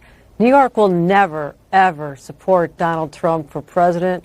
We know him better than anyone, and that means we understand what he's all about is just for himself. So this state will go solidly behind Joe Biden for president as it has in the past. So he wants to spend his time doing these made-up fake rallies and pretending they're support here. Be my guest, because while you're doing that, Donald Trump, Joe Biden's out there on the other side making sure he's delivering for all Americans. And so go ahead, spend all your time you want in New York, because we'll be with Joe Biden, and Joe Biden's out there winning over the rest of the battleground states. So that is New York Governor Kathy Hochul campaigning for Joe Biden while calling Trump supporters clowns. So that means everybody, black, white, Puerto Rican, candy stripe, you're all clowns if you went to the Trump rally in South Bronx. This is the same thing Hillary Clinton said, basket of deplorables. At least 50% of the people that support him are deplorable. So it's like, come on, why just insult all of us like that? What is the problem? Like, what is the issue here? Now, here's CNN having to admit that the size of the crowd and the diversity was more than what they expected. What was the crowd like, and what kind of response did he get? Well, certainly a bigger crowd than I think Democrats would like to see, particularly given this is one of the bluest counties in the entire country. Now, one of the things that was interesting to me is that the Trump campaign said that they were going to micro-target to get people from the community to come to this rally. I wasn't sure what to expect. I've gone to a lot of these rallies across the country, and there are often people who travel hundreds of miles to see Donald Trump, and they're not necessarily part of the community. However, one of the things that I found was that there were a lot of people here that were actually from the Bronx. What was the crowd like, and what kind of response?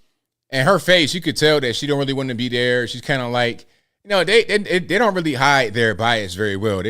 They pretty much wear it right on their sleeve. It's crazy. It's totally nuts. But hey, it is what it is. All right, let's keep on rocking and rolling here, and let's get to the next thing. We got a man out there in the crowd giving his opinion about what's happening. We got quite a few of these to get through. I'm here to support Trump. Why you support Trump? Because Trump has a good economic plan for the country, and he proved to the world that he could do it, and he did it for 4 years. So, what does it mean to you that he shows up in the Bronx today? More money in my pocket next 4 years. I'm from New York, and this is. I always tell myself I went to Wildwood on May 11th, and I said Bronx. Oh yeah, I'm going. That's awesome. And what does it mean to you that he showed up in a blue state, New York today? I feel like he has guts. He's a New Yorker. I don't live too far from where he grew up. So I'm like, I have to go. I have to go show up for Donald Trump. He's in New York. Like, he has the guts. Why we're here today, support our president, Donald J. Trump. He's done for the Jewish communities, supporting of Israel, moved the embassy to Jerusalem.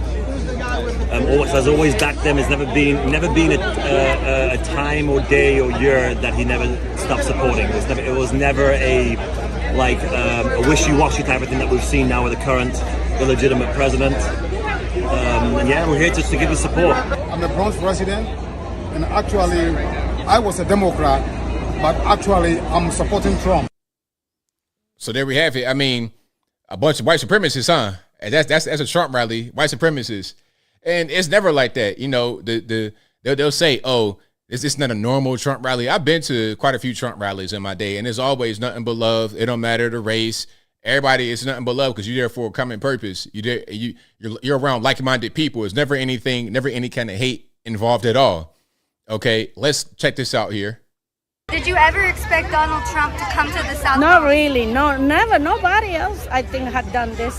I think it's a good thing. It doesn't matter who it is. I think I definitely am surprised. I don't think I would have expected him to come to the Bronx. So actually, I think him being in the Bronx is pretty cool. So I was like, I'm gonna just go through and see. We were interested, so we took a walk over, and it's pretty cool to see the different diversity of people that came and are coming together for today. That's what I was gonna say. Have you ever gone to a Trump rally? Are you political at all? Or are you just curious about No, what's I've going never on? been. I actually just came because he's in the Bronx. I didn't expect it, to be honest, right here at Cortona Park in the South Bronx, but us people, we love Trump. I don't know of any president that's ever come to the Bronx. Period. Did you ever expect him to come here? No, not at all. Not at all. And I'm so excited. No, we never expected him to come here. But it's not like they say, not everybody dislikes him. We love him here, and we're glad he showed up. I think it's a good thing for the neighborhood. We all deserve to be here, whether we are from the left side or right side, doesn't matter. And plus, we need a little bit of, a little bit of VIP attention. There we go. Shout out to everybody out there at the event. What are you here for? I'm here to watch the Trump gathering rally here. What do you think about him being here? I think it's great. I think it's dope. From my generation, from what I know, this is the first time president has actually came to the hood. Now, one thing about the rally, people were trying to say that it's a bunch of people that always travel with Trump. Wherever he goes, they'll be there, and it's not really Bronx natives, New York natives. Yes, there were New York natives, Bronx natives. That's the majority who was there. People from New York, people that live in New York. I know presidents have came to the Bronx before, but we're talking about Woodlawn, Riverdale. He has came to Morrisania, South Bronx, the hood. So I respect that. What are you here for? So right on. I don't know too much about New York City, the boroughs, all the locations, but he's like, yo, Trump came to the hood, like South Bronx in the hood, not just to a nice, quaint area, but right to the people. I'm here. So how can you say that he's not a man of the people? And here we have rapper Chef G and Sleepy Hollow up on the stage trying to get some gold teeth. Make America great again. Thank you, fellas. Appreciate you. I appreciate it, man. Thank you. Thank you for having me. Thank you very much. That's where I like those teeth. I want to find out where you did. I got to get my teeth like that. I want that to happen to me. So my man, one of the guys had some golds in his mouth, and as soon as it came up, he was like, "Oh, I like that. I'm trying to get some of those." Now, I want to see Trump get a set of some gold teeth, man. I really want to see that, just because, you could take. It's kind of like putting on a watch or so. You could just put it on, take it off. It's not gonna be permanent. I want to see that. Let somebody get a mold of Trump's teeth, send it out, and send some back. I really want that to happen. Let one of these big jewelers do it, make a big deal out of it. Now, shout out to Lou Valentino. He was able to get an interview with RSBN. What's your name, man? Lou Valentino. How you doing, man? Good, man. Nice hat, nice shirt. Where's the camera? Right there. How y'all doing, man? It's good to see y'all. What's what you want to do? You just wanted to smile in front of the camera like that. I love that. I love them. They know I love them. So your thoughts about this whole thing? My thoughts are that the pressure is on. If you could see, I don't know, the line to get in here right now, it's like an hour plus long. And there's a lot of people coming out here. And it looks like, it just looks so diverse. It looks amazing. It looks beautiful. It is just defeating every narrative there is. And Democrats are about to have a hard time in November because now New Yorkers are probably going to wake up and start asking, who are the politicians representing me? And I think this is not about Trump. This is about the strategy of Trump coming here, putting pressure on them. And Democrats, they've been getting our vote for so long, man, for so long, for years, decades. What has changed? Poverty, not that many jobs out here. It's a struggle, you know. So I'd like to see Republicans step it up, you know, invest in the RNC here, start reaching out, making a difference. There is many ways and many organizations that do not get the recognition out here to stop gang violence, you know, to support those. But I just don't see Republicans here. But I definitely don't see Democrats doing anything. So I think Trump coming here, that's why he's an anomaly. So yeah, shout out to him. Good interview over there with RSBN. Everybody out there, man, it's like a good time, a great time. Yeah. And this is one thing I always hear from people. People always tell me in DMs and whatnot, especially when I first started. When I first started being conservative online, I will always get emails, DMs from a lot of black men, celebrities, everything, talking about, hey, man, keep doing what you're doing. I agree with you 100%, but I can't really be vocal about how I feel because I'm not trying to have the backlash. So keep doing what you're doing. But part of the reason when I came out was to inspire other people to be bold and to express themselves and to not be an anomaly as a black conservative. I wanted it to be for everybody. So you could feel, you could relate to me. You could come to me and feel like you're at home and then express yourself in however way you want to express it and not feel like an oddity or anything like that because I got your back. He got your back. We all have your back.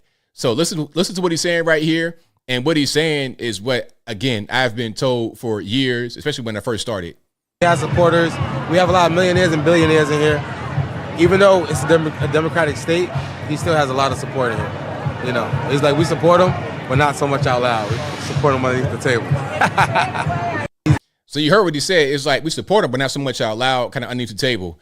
I've been hearing that for years. And again, when I first started, like 2015, 2016, like when Trump first got elected, people were DMing me, messaging me, calling me, saying, hey, man, I agree with you 100%, but I can't say what you say. So you continue to be brave for us. Keep doing what you do. They've really encouraged me to keep going.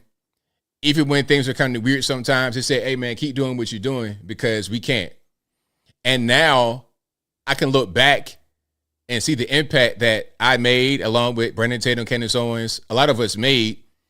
And being a black conservative is cool to a certain extent. You can do it, and it's not really a big deal. A lot of the names we got called back then, we don't get called that so much anymore. Y'all don't know the names. I can't say them because we're on YouTube, and they might try to give me some kind of censorship for saying some of these names. But those names don't really get called too much anymore because it's so many of us, it's so many black guys running around wearing MAGA hats and whatnot, it's not even really a big deal. Not the way it was in the past. And that was part of my goal. So shout out to all of us that were able to make that whole thing happen. All right. And you got a point, Lynn. Why be ashamed? Say it loud. I agree. But people, they were afraid to lose their friends, family, everything else for supporting Trump. But now it's become so common, or I don't want to say common, it's become not as taboo, kind of accepted to a certain extent. The fear that was there back in 2015 is not there so much going into 2025. You understand? But if you like what you're hearing so far, please give the video a thumbs up, like the video, share the video, do all that good stuff. That'll help me out tremendously. Now, somebody going to say, are they going to vote? Yes, but of course, they're still going to be outnumbered in the Bronx. They're still going to be outnumbered. I mean, that's why a lot of people have to leave. Okay, if you're living in the Bronx and you are a conservative patriot and you want to live in a place that's more conservative, you got to go ahead and roll out. It is what it is. Some would say, I'm going to stay and fight for my city. Is it your city or just where you live? Anyway, let's keep on rocking and rolling here. We got some more to get through. As a minister, president of the New York Hispanic Clergy Organization, I want to tell AOC,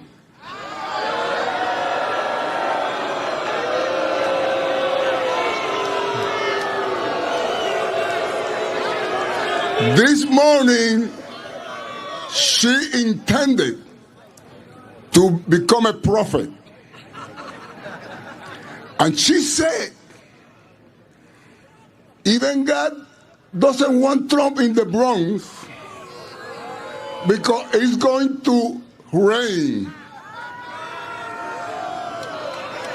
Yeah, because I saw that because AOC had posted that it was going to rain in the Bronx and it was going to be a rainy mess at the park. And she was saying this is going to be a good thing. It's going to rain in their parade. Madam Prophet AOC, you have become a false prophet.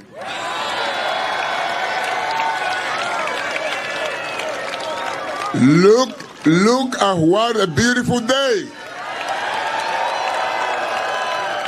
That means that not only you guys want Trump in the Bronx, because if we're going to measure that for the weather, then I would say humbly that even God wants you in the Bronx.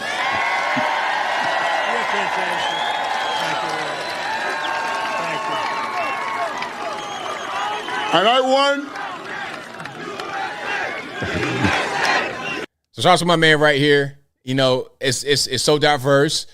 And, you know, stuff like this, I like seeing things like this because it's hard for the media to say white supremacists, racists, all this and that about Trump supporters, about Trump rallies. Look at their rallies. Just look at them. They can say that, but then a thinking person will just look at what's going on. This is like how I was feeling back in the day. Back in the day when I was still kind of on the left, kind of waffling, trying to decide what I wanted to do, like 2010, 2011. And I started seeing things that didn't really add up. I'm hearing what they're saying on MS-13 DNC back then, and it began to make less and less sense as I got older. Because remember, when Obama first got elected, I'm 24 years old. I turned 24 that year. This is 2008. I'm 24. So then as I get to be a little bit older, 27, 28, approaching 30, I'm just starting to really understand what's going on politically. And I'm watching these shows and it doesn't make any sense anymore. I'm like, what's going on? Like, this doesn't make any, it's just not really adding up. So I begin to just do some research to kind of examine what's happening. And then as I do more research, I'm like, wait a minute. This wasn't what I was told in school. I wasn't told about the black slave owners. I wasn't told about the whole history of what's going on in this country. They didn't tell me everything. They didn't tell me about the Republican Party's history. They didn't tell me who owned the slaves. They didn't tell me all that. So then I begin to question everything. Everything that I had been told was a lie in my mind. It's like when you're Neo and you wake up from the Matrix and you have to get reacclimated to a brand new world. That's kind of how I felt. I started listening to Rush Limbaugh because I was always told that Rush Limbaugh was a racist, the same way that I was told that Republicans are racist. I'm like, well, I don't think they're racist, really, not from the policy that I see. So let me go listen to Rush Limbaugh. I was listening to Rush every day, and I didn't hear anything that was a lie. I'm like, okay, where's the lie at? Now I'm starting to ask more questions. And if I was 26, 27 right now and still kind of being Democrat, and I would see some of these Trump rallies and I would see all these black, brown, everybody else faces, but the media told me that they're a bunch of white supremacists. I'm like, wait a minute, somebody's lying. What's going on? Now I distrust the media. Now I go on my journey. Now I try to find out what's real and what's fake. And that is the beauty of Trump doing these rallies. And for all of us, regardless of who you are, where you come from, all of us coming out disputes the mainstream media narrative. When you see nothing but peace, when you see the diversity, when you see everybody's having a good time supporting the president, the media's words at a certain point kind of fall on deaf ears if you're open to thinking differently. So yeah, shout out to everybody out there. Let's keep on rocking and rolling here.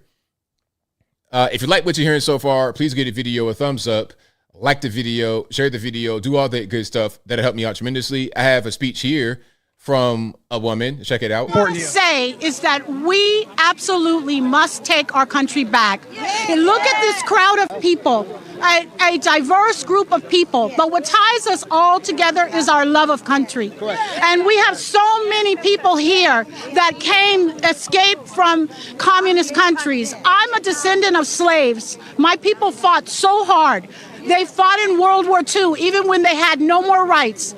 My father was a drill instructor in the United States Marine Corps during the Korean War era. I have to stand up for my country. This is a beautiful and great country, and we have to stand up and save it right now. All right, yeah. Go for America. Let's go. We must. We must.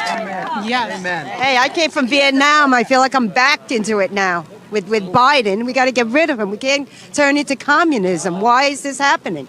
This is a scary country right now, and it used to be so great.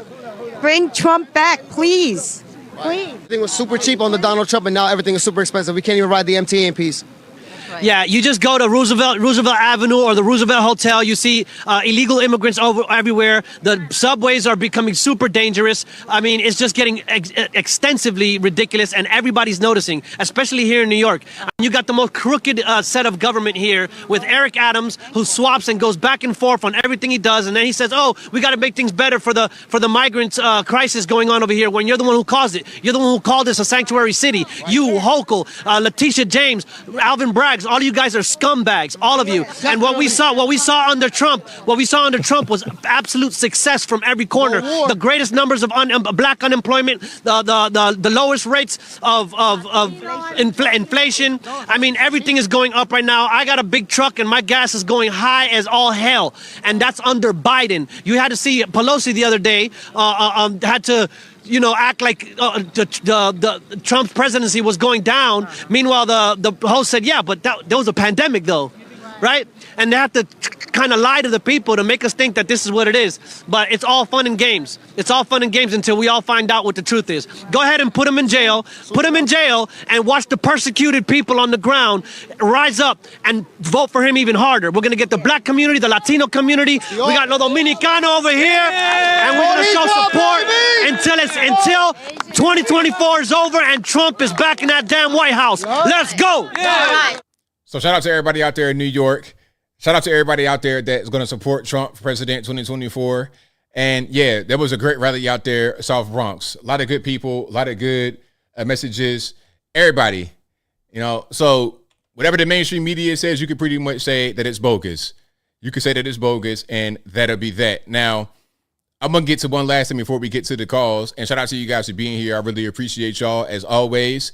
Media matters. These people are a so-called watchdog group that try to attack conservative outlets. And shout out to you guys on the Facebook as well. I appreciate y'all for joining. But media matters to try to attack conservative outlets, right? That's their old thing.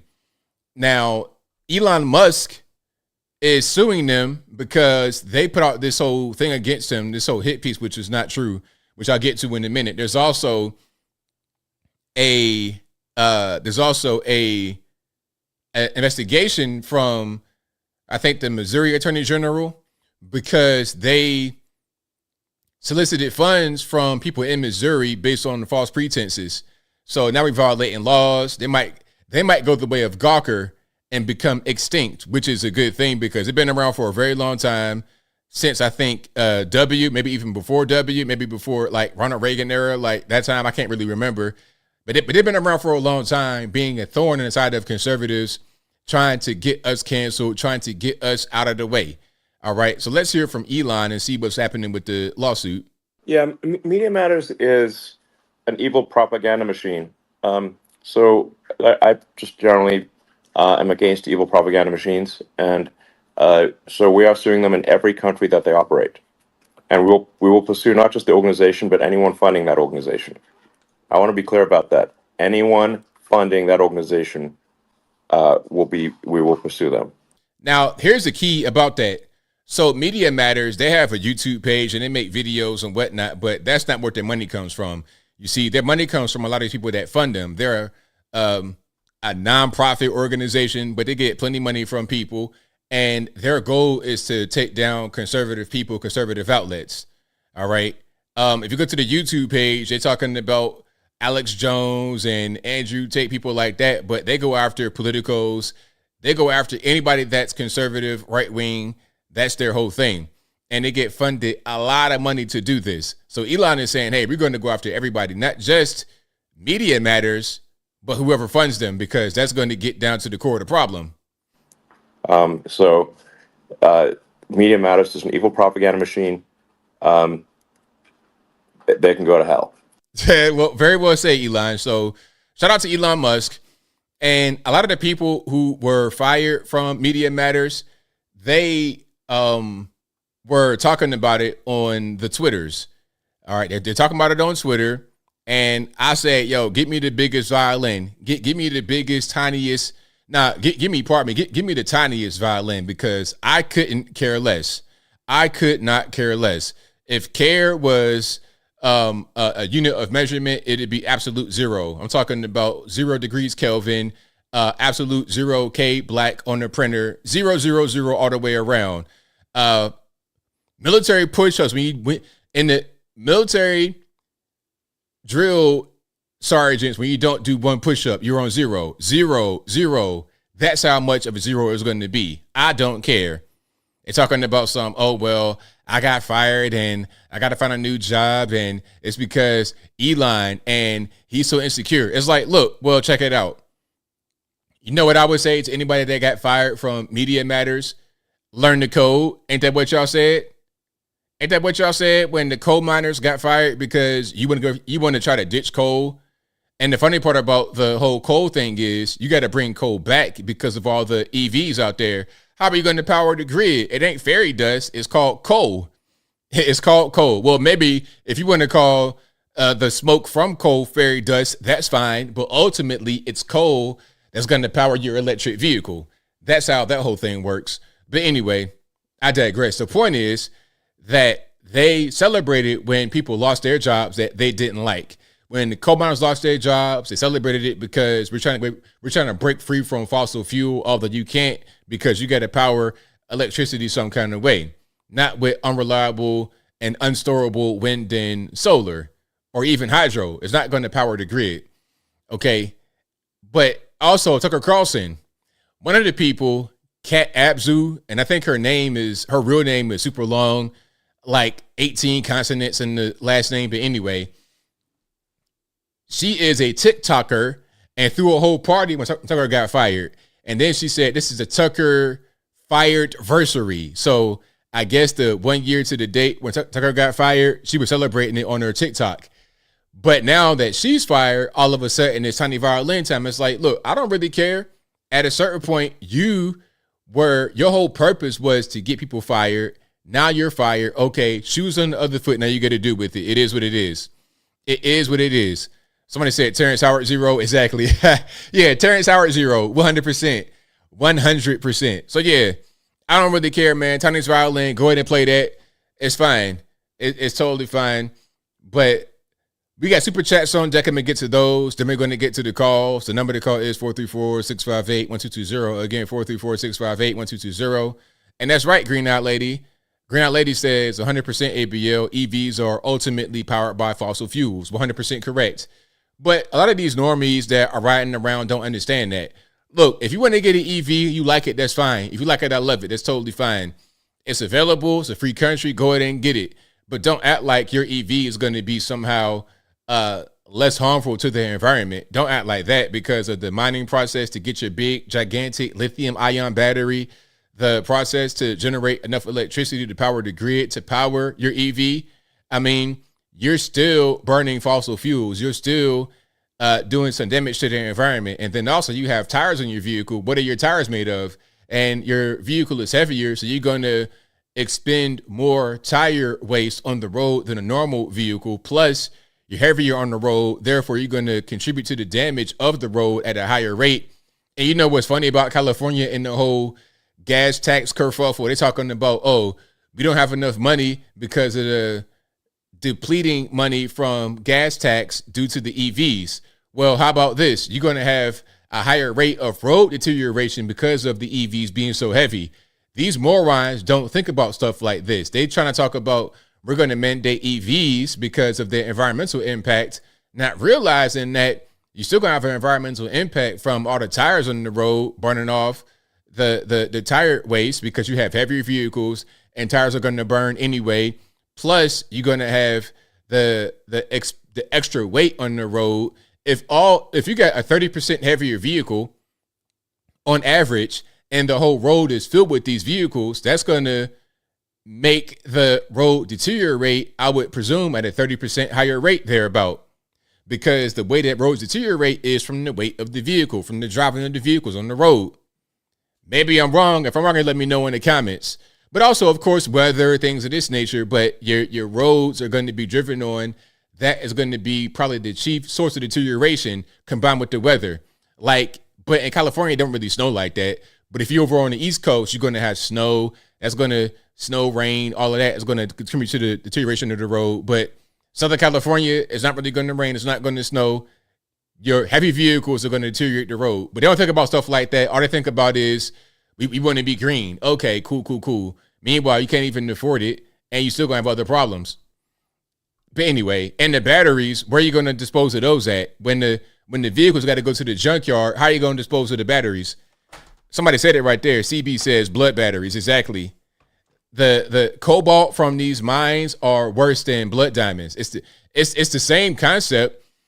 Child labor in poor countries in Africa mining for these rare earth metals or minerals, whatever you want to call whatever you're getting up out of the ground.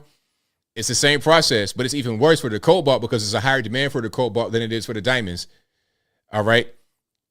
And the funny part is that China owns a lot of these rare earth minerals and metals. So they're going to be the ones that dominate the industry. So you're talking about, and no more colonialization from the Europeans in Africa. Meanwhile, the Chinese come in and not only colonize, but dominate even worse than the Europeans. I always told this story about the Chinese in Africa, and then I get to the actual super chats. But there was a gold mine in Africa that the Europeans opened. Now, when the Europeans had it, they had a pool, a swimming pool for people to come in from the community. The Africans could come in, swim in the pool, bring in their families for a pool day, whatever. And then they would hire local people, Africans, to work in the mine. And of course, they would take, a big piece of the money, but they would try to involve the community in the operation.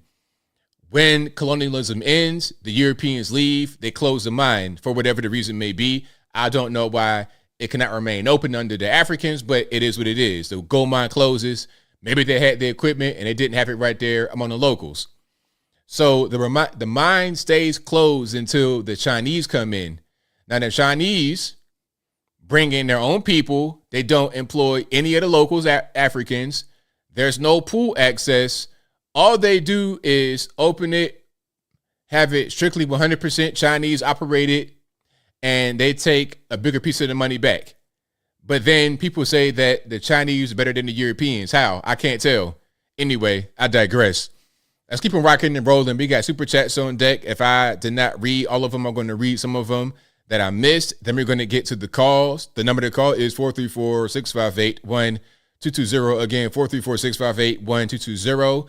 Let's get to the super chats and let's keep rocking and rolling. And shout out to you guys. Y'all know how y'all are. Y'all the best.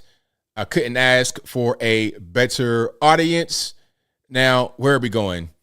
All right. Shout out to, let me start from the top here so I don't miss anyone. Thank you to Rebel from the Waist Down. I think that's what that says.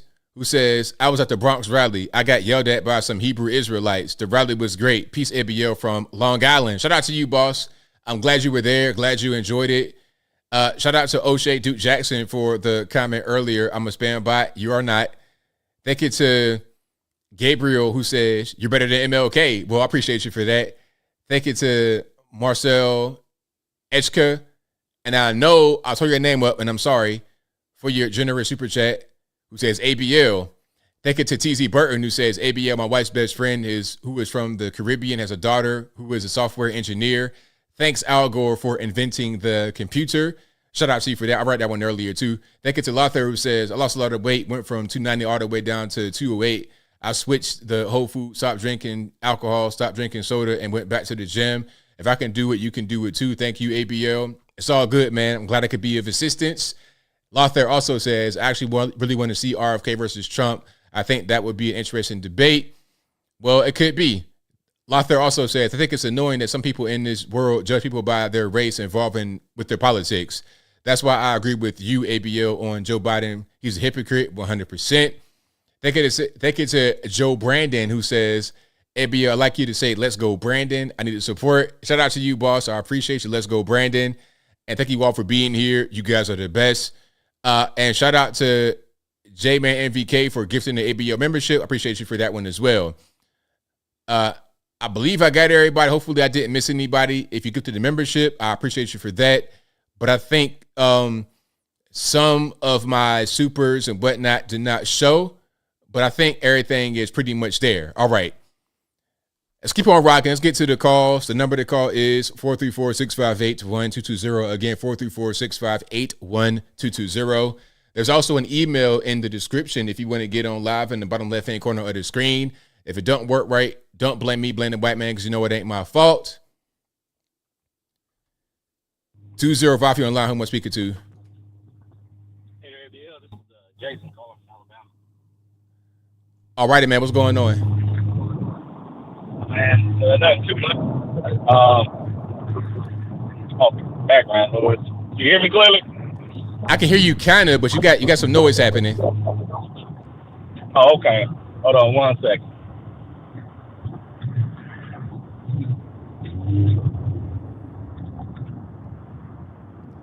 You there, boss? Okay. I was just wanting to talk about the Trump rally with over there in Brooklyn, New York. It's really good to see, because I'm black myself.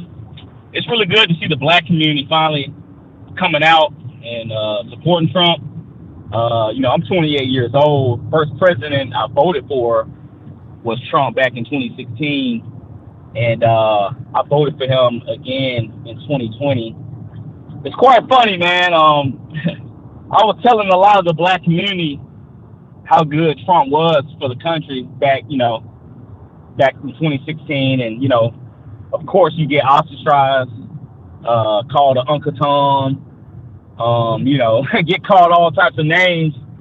And it's just kind of funny to see now that the black community is finally starting to wake up. But my personal opinion, they kind of waking up too late. It's like it took y'all almost to the point to the country is on its last leg, and now y'all experiencing problems in y'all's community with immigration, inflation, crime, and now all of a sudden y'all want to wake up and say y'all want Trump back. Man, I was telling people back in 2020, and I honestly didn't know how the Biden administration was going to go, but I told people, man, I said, just wait. The damage that Biden is going to do, I doubt if Trump will be even able to reverse a lot of it.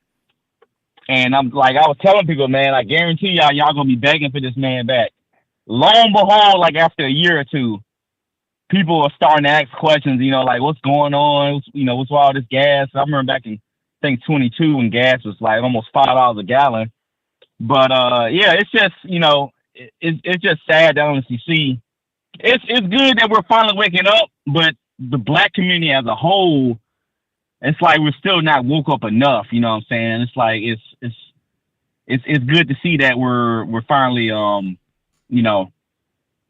to go in, because I seen there was an interview up in Chicago. They say that there's a war almost getting ready to break out between the migrants and the black people there in Chicago. It was a guy he was on the Redacted show. I'm not sure if you heard of them, but they do news coverage and stuff, conservative leaning on YouTube, called Redacted. And they had a guy, and he went to Chicago and interviewed the leader of the BDs, the Black Disciples. And he said, man, the people of Chicago, man, they said it's just going to take, they're waiting on one George Floyd event, something to either happen to, one of their people, to where the illegal migrants do something to one of the people. And they say, man, they're going to war. They said, we've got 100-round drums. We got switches. We got this. And it's like, man, the mayor's not paying attention to us. The politicians, they're not hearing us. And yeah, they're saying things are so tense right now between the illegals that they're really at a breaking point right now. And so I feel like almost a lot of stuff is planned that they want some sort of war to break out between legals or this and that, so that way a martial law can be declared. And Zelensky has already done that over there in Ukraine. I think he was supposed to be done out of there by last week or something, but he wouldn't declare martial law, so he's still in there. And so it makes me think if this thing is if all these illegals they putting into these black neighborhoods, they want something to explode where they can come in and have a martial law. But yeah, then one last thing I was want to say. I remember you had debated Destiny a while back. I don't know if you've seen, but Destiny, the Hodge twins just had Destiny on their show, and they did like a live podcast studio. And the Hodge twins was pretty much just saying, well, what do you think about Trump and this and that, and he was Destiny kept talking about January 6th and how it was an insurrectionist.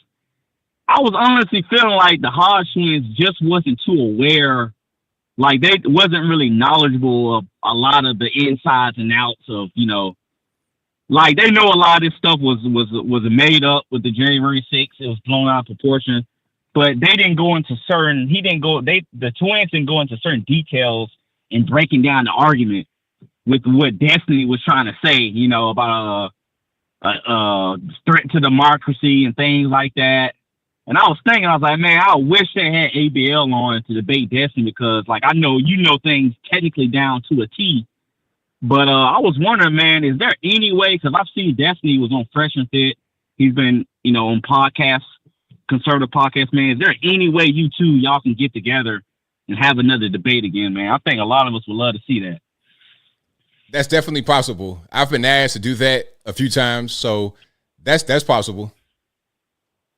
Man, yeah, if you can, man, please reach out to Destiny, man. Y'all talk about the issues that's going on, with the politics and stuff. I feel like that'll bring a lot of views on. But I'm not gonna hold your time up too much, man. I definitely appreciate you for taking my call. Hope everybody have a good night. Thanks for the call, man. Definitely appreciate you. All right. Bye. All right, great call. Yeah, I gotta check out the interview with Hodge twins and Destiny. Yeah, I wonder what could have been said that was not said. I'm gonna check it out. I'm gonna speak to you online, 917. Hi, ABL. This is Corinne from NYC. All righty, what's going on? So I'm calling just to talk about, there was that video you showed of the woman who was all sad and trying to warn people about the boys that scammed her. Yeah. Yeah. So, okay. These boys, these high school age boys, they're usually like 14, 15. They go in groups of like 2 or 3. They have been doing that for years. They go on the train, they walk around the blocks, on sunny days or whatever. They just walk around. They walk around with boxes of candy sometimes, and they say, oh, we're selling this candy that looks like they just stole or something. And they're like, it's for our basketball team. That's the line that they always do. Nobody falls for this. They've been doing it for years. Which if you try to ask them any details about the basketball team, they never have nothing to say. They just pocketing the money. Now they started doing the Venmo collection thing probably about 4 years ago. And anybody who falls for that is, I'm sorry, just not from New York. Like I don't know where this lady's from, but nobody is getting scammed like her. So I don't know who she's trying to warn, probably just people like her, but nobody falls for that. Everybody knows.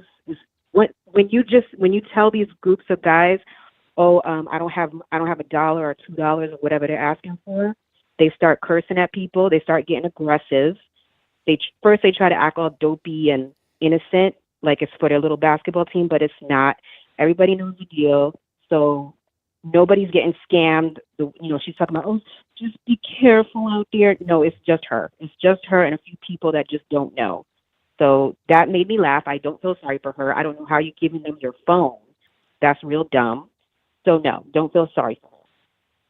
Yeah, you know what? It's funny because it do the same exact thing wherever I go. Like in Virginia, that was the same thing. They would a box of candy, and they probably just stole it. Oh, can I raise money for the basketball team? And sometimes they'd be outside of a store or Kroger or something like that. It was just in New sure. Oh, everywhere. And the funny part is the whole thing about it being aggressive. They do that a lot in Atlanta. We call them water boys in Atlanta. It's the same thing. If you don't give them no money, they cuss you out. All of that. Yes. Yeah, they tell you ugly, are you dumb, or you're just stupid. So I don't feel sorry for her at all. Anyway, the next thing, the Trump rally in the Bronx, I'm so glad to see that. I did not get a chance to go over there. I was working during that time, but that was really great to see. And to the people that were commenting on it that's not from New York, it's not like people are there are people just waking up now, but there are a multitude of Black and Latino supporters for Trump, but they just are in the closet. I've been talking to them since 2020, when I woke up in 2020 during the lockdowns, when I started paying attention to the news. But they do support, but they just don't want to talk about it. But there is major support. So I wasn't surprised by the numbers at the rally, because I see and talk to people that feel this way, but they just don't say it out loud. Absolutely. And that's very common. I've been hearing that for a long time. People just don't support them out loud. I get so many DMs and emails from people all over the world, celebrities even. They'll say the same exact thing you're saying. So that is a very real thing. Yeah, New Yorkers really do. They have to come out of the closet with this. They really have to come out of the closet. Like that lady said at the rally, one of the older ladies was saying, it's so true. They have to, what I'm seeing is, for me personally, I've been talking to a lot of people. They woke up a few years ago, but they're afraid to say anything in New York here. It's like so blue, feels so blue, but it's really not. And they're afraid. So I think really they have to just have the courage to come out of the closet. Just come out of the closet. Don't be afraid. Maybe the rally in the Bronx will help them. They see other people coming out on TV and speaking up. Yeah, they really need to come out of the closet and for Trump, as Trump supporters and as conservatives. Also, I wanted to comment on Hochul. She these Democrats, they really don't get it. The comments that she made and Hillary Clinton back in the day about the deplorables, they don't get that they're dismissing, by talking like that, they're dismissing Americans, a bunch of Americans that disagree with them, that they think they probably know are not going to vote for them, but you're dismissing a whole bunch of New Yorkers with her comment, with the comment that Hochul made. We didn't vote for her. Nobody voted for her the first time when she just got put in after they took out Cuomo, but didn't vote for her last time. And she just sounds dismissive and out of it. She doesn't get it. She's not in tune with what's going on, with the way she's talking. So she just doesn't get it. They don't get it. Absolutely. I agree with you 100%. Yeah, okay, so that's all I had to say. And you have a good night, ABL. I'm going to be listening and keep doing what you're doing. I'm so happy that you're still going strong and as brave as you are. Have a good night. Thanks for the call. Appreciate you. Okay, bye. All right, great call. Shout out to her. And before we get to the next call, I gotta show you guys the Water Boys, how they act in Atlanta. This is like, let me see if I can. This might be a good one right here. Okay, RIP to the headphone users. This is kind of how they act. Okay, you're in your car, you're pulling up to an intersection or something like that. Good, bro. Hey, the car behind us. Get the car. The car behind us. The girl behind us. They got the money. They got the money behind us. The blue Honda. You see a blue Honda? Get the. Huh? Hey, boy, you gotta pay me to record me, boy. I'm rich as hell, boy. You don't know more than me, boy. Tell my office start sliding blocking me, telling me somebody next. Now, you're not going to understand what they're saying because they're speaking in full Atlantese. I can translate, though. I can speak their language. Tell me something, boy. Don't do me like that. The Honda got it. The Honda behind us. Yeah. Come on, boy. Don't do me like the that. The blue Honda, dog. That's a hole, my boy. I'm not gonna walk up on those holes and goddamn something. Man, huh? Come on, my boy. Just throw us a blue. What's up, man? Slid it. What's up, bro? One blue, we gonna say, slid it, man. Bless you, young. Get a pass you back to school. So you try to get you a gram. And your bitch ass spend all your money on weed, hoe ass. So now they fighting each other. That's something very popular as well. So basically, they're trying to press upon them for some money. He was in the car with a Rolls Royce. So they all going to surround him. It's about 4 guys outside the window. They all trying to get some money. And they're talking about let me get $20, let me get X, Y, and Z. And now they're competing with each other to try to get the money from the guy. And the guy's like, nah, get to the Honda behind me. They got the money. I don't have the money. But obviously you're in the Rolls Royce in Atlanta. You got some money. Big bro, they said they don't even know your way back there. You can't cut me down. No, they don't even know your way back there. We gotta go, brother. So then he went to the Honda. He said that they didn't even know you were lying. They like. That shit not TV, bro. That shit. So your windows down, you violating, man. They about to go inside your car. Like at this point, if it's me, first of all, my window wouldn't be down. Second of all, if I get caught like this, I got my gun ready to go because now I'm in danger. And the water boys, the whole point is try to sell you some water. Hey, come on, big bro, come on. I got some water right here, shawty. That's what they want to do. They want to give you some water, and they want you to give them a big tip. That's the whole thing. And since they see your Rolls Royce in Atlanta, they're crowding you. That's what they do. And if you don't want to contribute, you don't want to give them money, they're going to get very aggressive. I'll play a little bit more of this and get back to the calls. Yeah, man, back there. Hey, yo, man, drive. What the f*** you doing, man? Get off the captain stop, boy. Yo, good, bro. Let them know what y'all got going on, man. Tell them where y'all at. Stop. Y'all come fuck with these niggas, man. Water boy. Yeah, nigga know how we come north side drive. Yeah, y'all niggas all-star. See all the money they got? And that's how they be. They'll say, hey, man, I need a pair of shoes back to school. And then they got this big money. That's their job is to pretty much just, it's like a different kind of street beggar, basically. That's all it is. You go to a third world country, they're not going to be out there the way that they're out there in Atlanta, but it's the same concept. Same exact thing, no difference. But I digress. Let's keep on rocking and rolling. And if you like what you hear, y'all know what to do. 416 on the line. Who am I speaking to? Hello, I'm Hyphen. How are you? It's all good. How about yourself? I'm very, very good. Is this Anthony? Yes, it is. But before we begin, I have a little bit of noise in the background. Oh, yeah, let me turn it down for you. Hang on a minute, the radio. Hang on, let me turn. Okay, Anthony, I've turned it down. You should be okay now, yeah? Yeah, we're good. Well done. So I wanted to phone and talk to you. I've talked to you before. I'm not American. I'm not in America, but I'm looking from the Fishbowl Inn. Right on. So did you hear today that lady, Nicki Minaj, what's her called? WAP, the big fat lady? Did you hear about her getting arrested today? I did hear about that. She was in, what was it, Holland? Yes, Holland, Amsterdam. Yes, is the answer. Now, is she still detained? I think I heard that she got out. Yeah. So they let her out. They arrested her and they let her out. So my point is really, really valid. Well, at least I like to think so. But unfortunately, there's a lot of people that don't seem to understand other countries and other laws. Now, what did she do? What was the actual violation? Because I didn't catch that part. She had pre-rolled marijuana joints in her luggage. Oh, yeah. Well, that'll do it. Well, yeah, and I mean, effectively, she's crying victim because she's saying that it's a setup. Well, how can she say that? Well, she says that the joints were actually her road crew, which they said, oh yes, the joints that she's got are ours. However, she's saying that people, I don't know, Americans, the nationals, the international, whatever, are trying to destroy her tour. Well, I mean, yes. that's pretty crazy. I mean, having drugs in your bag, even if you can't go to Amsterdam and smoke, you can't just do whatever you want on the way there. You have to. Well, here's the point. You can go to Amsterdam and smoke. I mean, it's the same as going to Canada, and most of the states these days they're delegalizing drugs, right?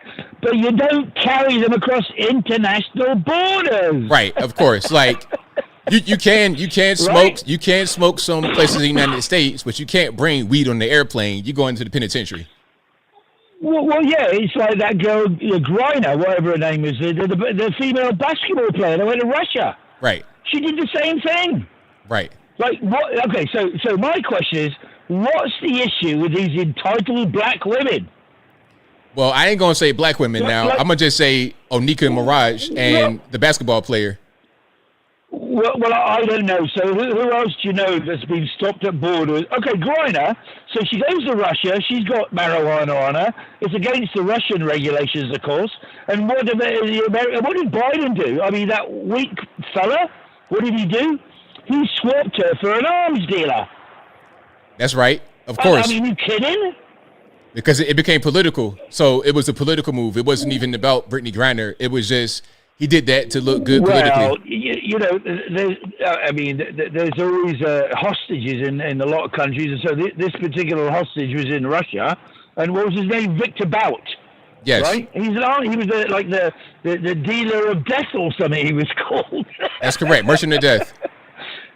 But they swapped to the Griner. Of course, it was a political move.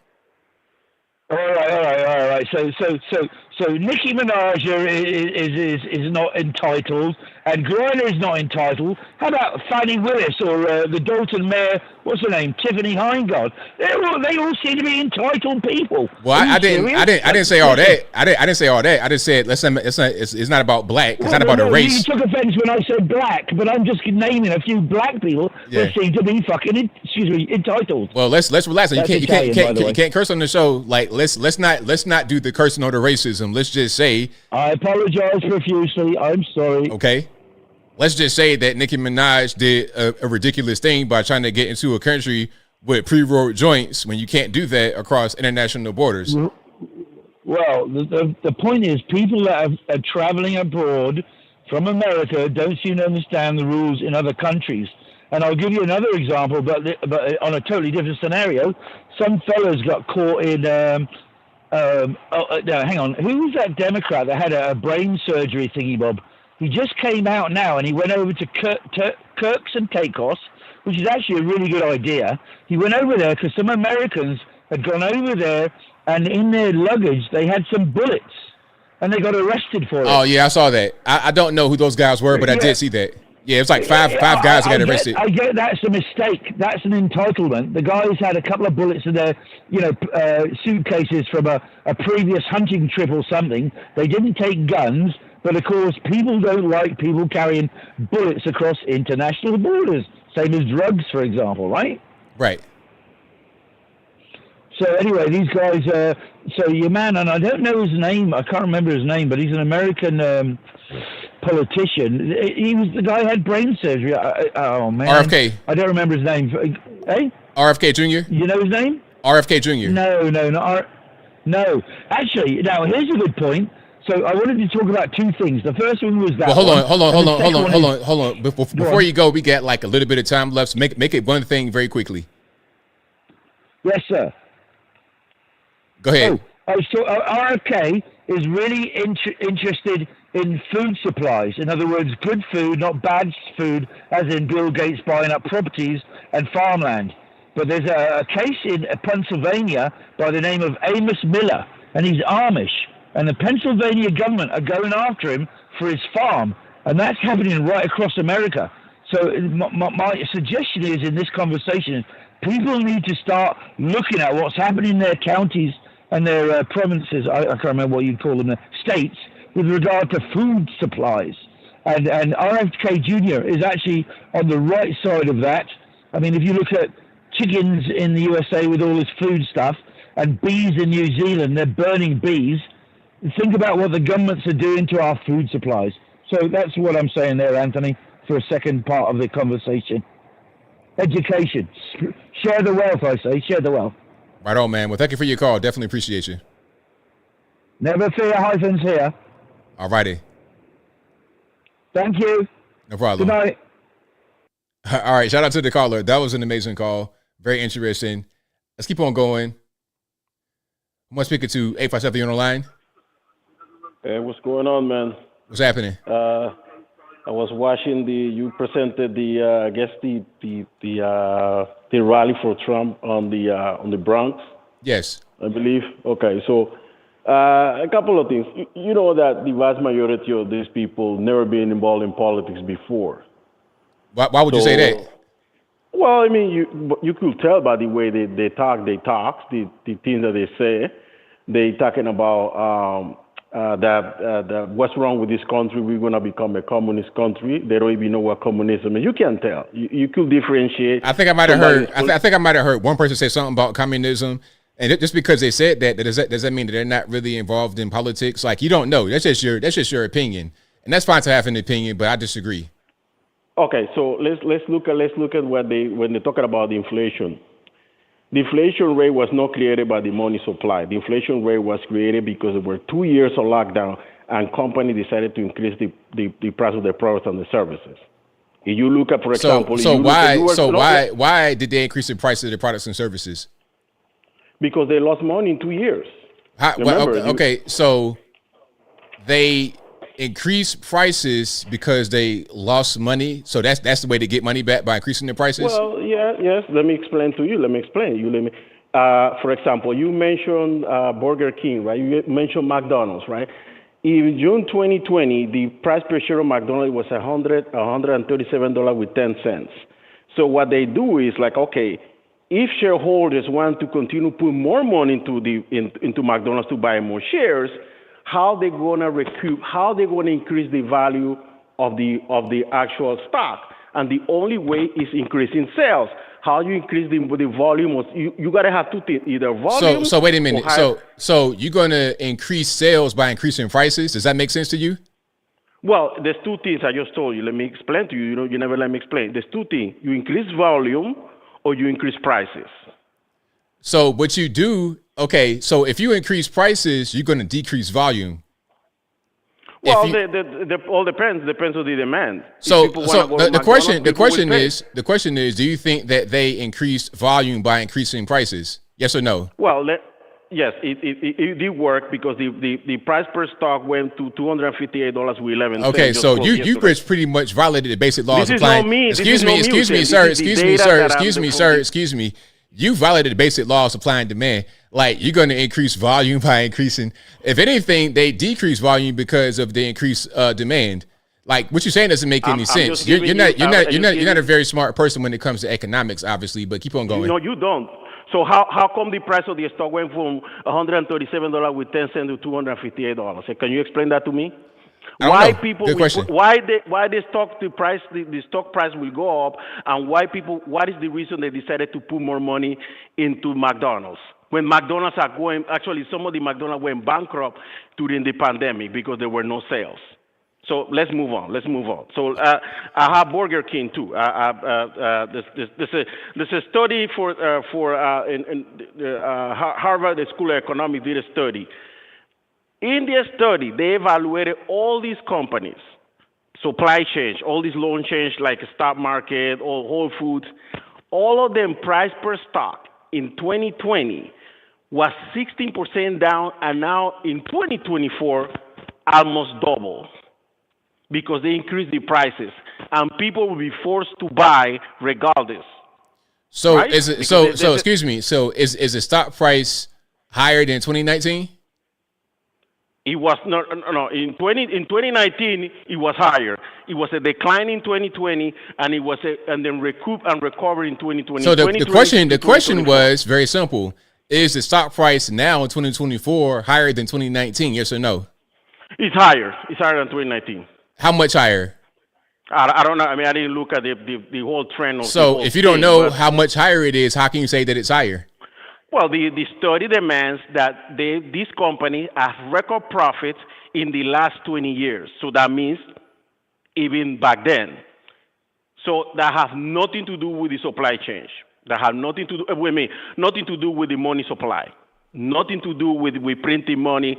The value of the dollar, it was stronger during the pandemic when we print more money than it is today. So do you think money printing, do you think money printing makes the dollar stronger? I didn't say that. I'm asking the question. It's a question. All depends on the value of the currency. I can't determine that. So can at a certain point, can money printing ever make the money more valuable? All depends of the currency for the other countries. So the question was ever can money printing ever, meaning And look, because listen. You're not listening. Listen. Can money printing ever increase the value of currency? Yes or no? I don't know. I can't answer you that question. All right. So what are we talking about? If you don't even know, then what are we talking about? No. But you just seem kind of lost. What I'm talking about is what the data says. I'm talking about what the numbers say, what the data says. So you have data that's supported by studies, the people that study these things, not just people saying like you, like blah, blah, blah, because you just a mouthpiece for that's what you do for a living. Look, I know how to read. I know basic laws. I know basic supply. Excuse me. I'm gonna mute you. I know basic laws of supply, demand. I know that when you just print, that's going to cause inflation. That's a basic thing that's happened throughout the history of civilization. It's not a new concept. This is basic like the wheel. I know a wheel is round and you can use it to move things. This is a basic piece of knowledge. It's like adding 2 + 2 to get 4. Now, what are you going to say? So tell me the name of the study that you study that in this particular case, when we print the money, there's no study. There's no study I can study. So you never read any study. There's no need to read a study. How do you know there was caused? Because as I know the laws of supply demand, I know what what printing money does. I know that the more you print money without actual productivity to back it, you're going to make the value of the dollar, the value of the money, the value of the currency decrease. This is a basic thing. What you're doing right now is like saying, hey, where's your study about how the wheel works? It's like, sir, I know what a wheel does. I can look at the wheel and see that it turns. I can see that it moves on. It's not a complicated thing to understand. Can I talk now? Can I talk for 2 seconds? And then you gotta just all you gotta do is just listen and then go ahead and speak. So now what's your point? Let me talk for 2 seconds. Go ahead. You talk. Just talk. I don't got all night to talk. Say what you gotta say. The study was done by Richard Broxton from Harvard University that involved all the economies all over the world that indicates that the prices that have increased is due to the losses from the oil companies when the barrel was at $30. Now the barrel is $113. I just gave you the example, the Burger King and McDonald's, the stock market change, all these services, all of them increased their prices because whatever they lost in 2020 and 2021. So you're gonna tell me, you told me that that's common, the supply, the money supply increases, so the value of the dollar goes down. But there's no evidence that the dollar has gone down in comparison with other currencies. But then the study that analyzed, and everything is there. You could look at the study. Go look at the study for Harvard Economics. Look at the study. You can, so you're gonna ignore this study and you're gonna give me something. But what are we talking about? What does study got to do with what I said? What I said was, when you print money, it's going to cause inflation. So the study now, excuse me. So excuse me. Are you telling me that the money printing didn't cause inflation? Is that what you're going to say? Do you know that the majority? Wait. I'm not done. Do you know that the majority of money, like 90% of all money in circulation in the United States, was printed since 2020? And that's not going to cause inflation. Are you saying that? There's not. What I'm telling you. Yes or no question. No are you saying? Yes or no? No. You know why I'm saying okay, no? So you're gonna. I'm gonna say something right now, and you're gonna be quiet. So you're telling me that although 95% of all the money that exists in this country was printed with no actual productivity to back it, was printed within the past 4 years, that didn't cause inflation. It's just other random things that just happen to do because of greedy corporations. Is that what we're trying to say? What I'm saying, in this situation, there's no evidence that the printing that we did in 2020 to the pandemic, to pay unemployment, to pay businesses, did not create an increase in prices. That's what I'm saying to you. In 2008, let me talk. Go ahead. Finish. In 2008, we did multiple printing. We say the banking industry, trillions of dollars. We say the car industry, billions of dollars. We say we pay 36 weeks unemployment, and we did not have an inflation. That I said that I was not. You see what you see when inflation happens, when the currency loses its value.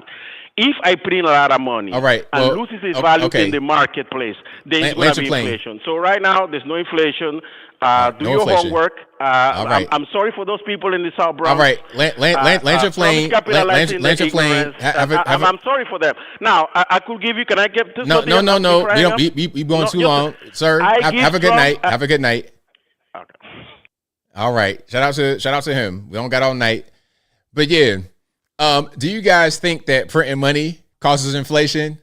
I thought that was a pretty basic thing. This is a thing that I was told when I was a little boy. Just like, some people don't think that boys and girls are different, although we know that they are. Somebody going to say, hey, ABL, where's a study that says that boys are different than girls? It's like, come on, man. Are we really going to do that? Like, okay, ABL, give me a study that says that water is safe to drink if it's clean. It's like, really? Are we going to do that? Come on, man. Anyway, 843, you're on the line. Who am I speaking to? ABL, it's Rocco, SC, South Carolina. All righty, man. What's going on? Man, how you doing? I love your show. Keep it rolling. I love everybody. Look, I read all these comments, and I'm rolling. The first guy, the English accent, this is why we don't have a monarchy in our country. God, bless your call, sir, for calling in. But, that's why we don't have a monarchy. And the other guy that called in, I don't know where he's from with the economics and telling you why inflation and this and that. It's like, all right, man. Well, all right, we got to let you go now. But he's one of those guys that keeps rambling. You're looking for that moment. Okay, when can I? Okay. And he keeps going and going. Oh, man. Anyways, all I wanted to do was call about the P. Diddy thing. I don't know if you touched base on that. I just want to give you a link to look at. It is Real Life, which is REAL, capital LYFE Productions, and it's Jaguar Wright. Have you ever heard her name? I have. I'm familiar with her.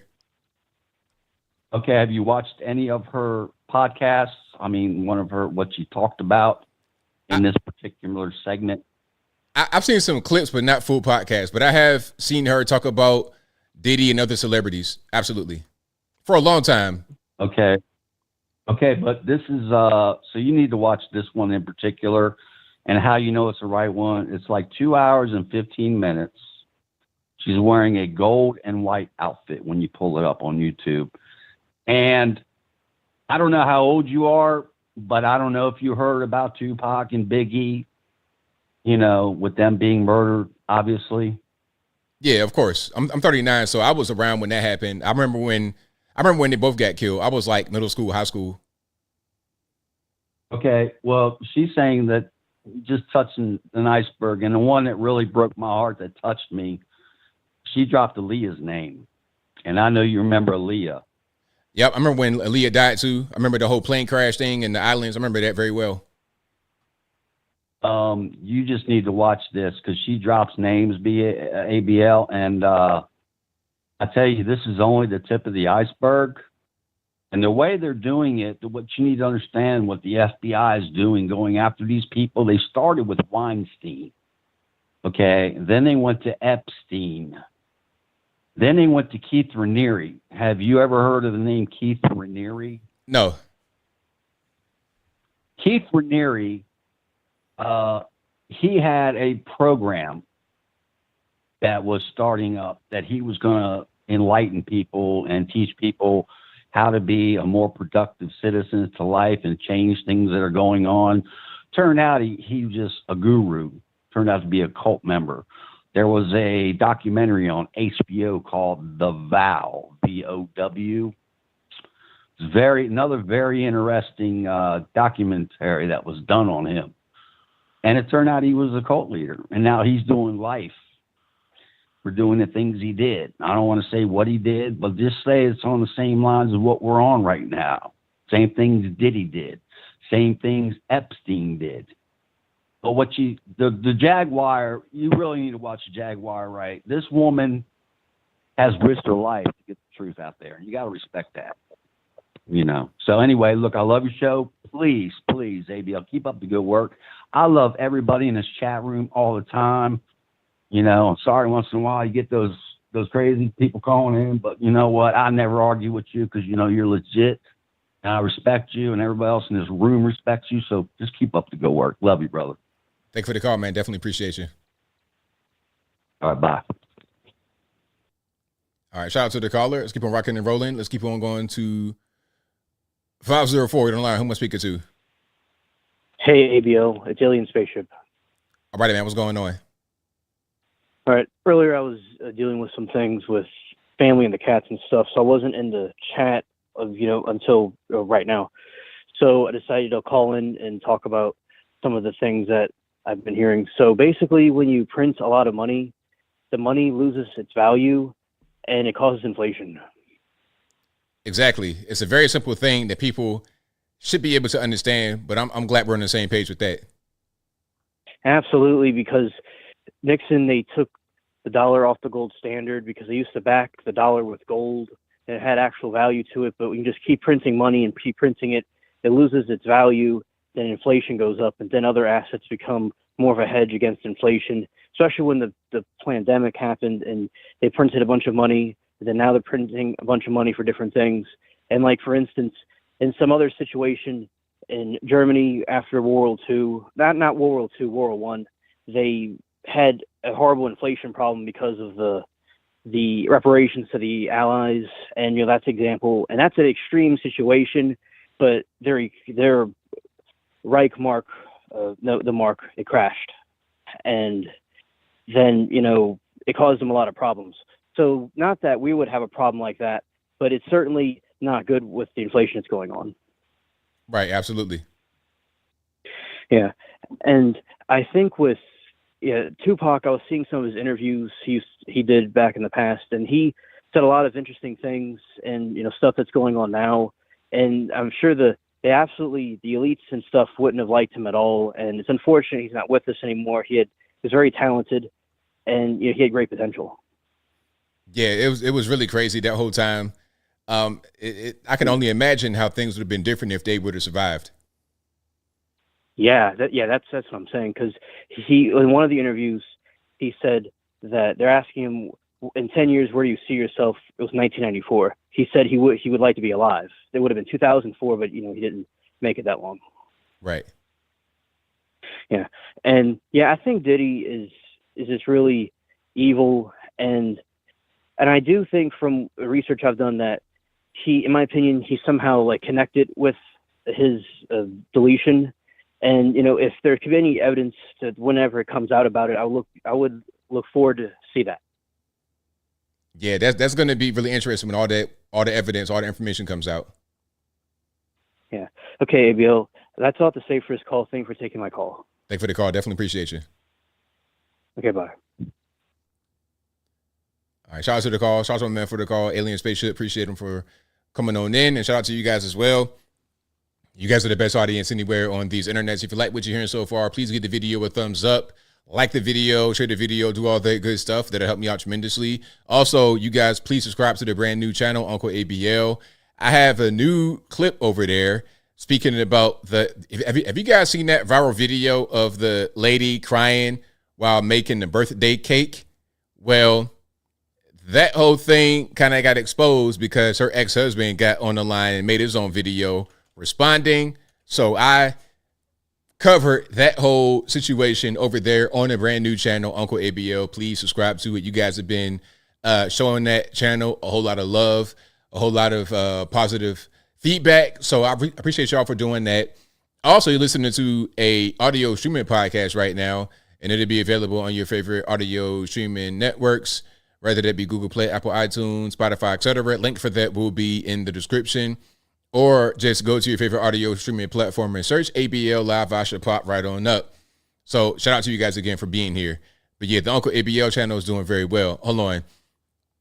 I did not do the food economics video, but I have recorded it.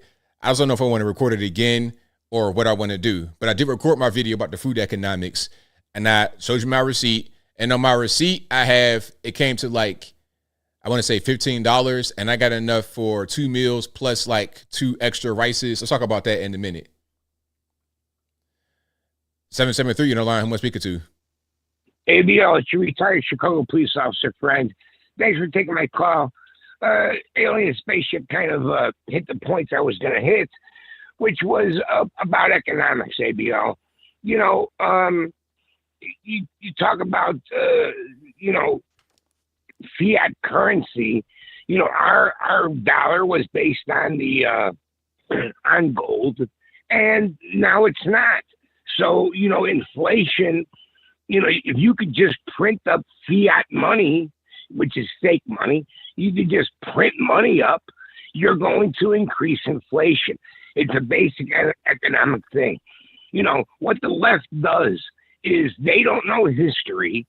They deny, they don't even know history, but, you know, you have to know history, otherwise you're going to, you know, you're gonna repeat it, all the mistakes. And I mean, what's going on here? What happens is they institute all these things. It goes wrong, and then they point a finger on why it went wrong to the wrong things. You know, it's not our fault. It's easy to see what works and what doesn't. It's the same. There was just a story recently. Somebody found in a house that they bought, they found $5,000 cash from the 1930s. Well, here's the thing. That $5,000 cash, pretty much from the 1930s, is worth about $5,000 now.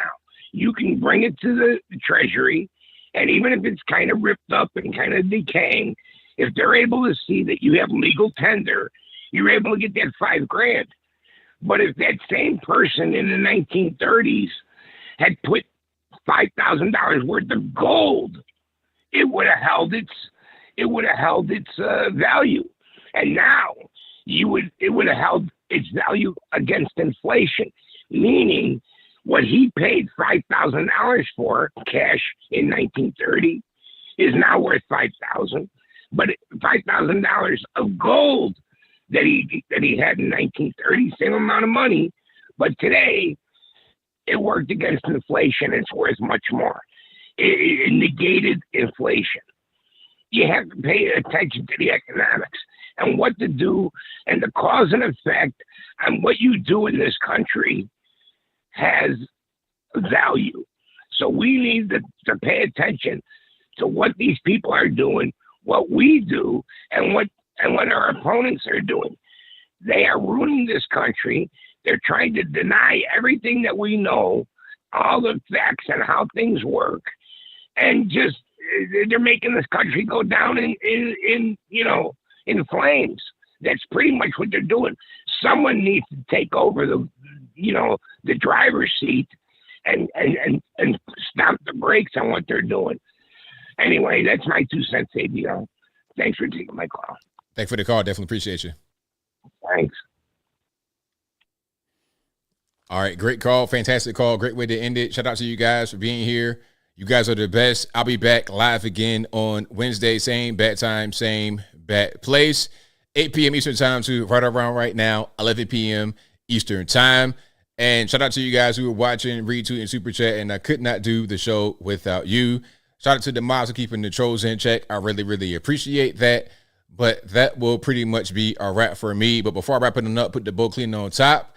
I got some super chats to read right quick, and then we will be done for the night. But of course, I'm here every day, pretty much every day, putting out pre-recorded content on the regular channel here, and also on Uncle ABL. I'll be doing a lot more over there. And I thank y'all again for supporting those baked in ads I do toward the beginning of the week on this channel. I really, really appreciate that. That means a lot because YouTube is changing. TikTok is just a menace, taking up all the social media space. So I appreciate y'all still supporting what I got going on over here. All righty. So let me go to the super chat land because they just moved it on me. All right. Let me go ahead and check those out. But again, thank you guys for being here. Let me see. Rudy P says, ABL, next time ask Ivan if he thinks the U.S. is doing better. I mean, I ain't gonna, you know what I mean? But let me find the super chats right quick and we'll keep on rocking. Let me see. Let's see. I got to click like 18 times because normally it's a back end. I can just check and it's right there. But for some reason, it's not there right now. Just a little glitch. We can just overcome that right now. And let's get to it. Okay, thank you to Butt versus Windshield, who says, in Portland, Oregon, we voted out DA Mike Schmidt head. I got it. I see what you did there. We got a former Republican, now independent. We still need to hold his feet to the fire. He thinks the legal drug law is okay. Voters are changing. Yeah, so just allowing dope fiends to roam the streets and smoke crack all day, that might not be a good idea. So hopefully, aside from that, you're able to get some positive change out there in Oregon, because the previous guy, obviously, Mike Schmidt, and a lot of the laws that were happening weren't really helping you guys to be able to go forward. Okay, I think that will be a wrap. Happy Memorial Day, and enjoy your day. Is it Memorial Day that's happy? I think Memorial is when you're talking about the fallen soldiers, and Veterans Day is for those who are still living, right? If I'm not mistaken. So Memorial Day, that's honoring those who died. So I'm not sure what to say on Memorial Day. It's, enjoy your weekend if you have time off. Your friends, family, enjoy your friends and family, whatever you're doing. I'll put it to you that way. I don't want to say, yeah, happy day to those who are not here no more. But yeah, shout out to everybody who has family members, friends, anybody that may have died in war or as a result. Shout out to all you guys. And shout out to the veterans as well who's still with us. We appreciate y'all. Veterans, active duty, public safety, police, fire, military, everybody. Shout out to you guys who are still with us as well. All right. So I think that will be a wrap for me. But until next time, y'all be safe. I'm out, and peace.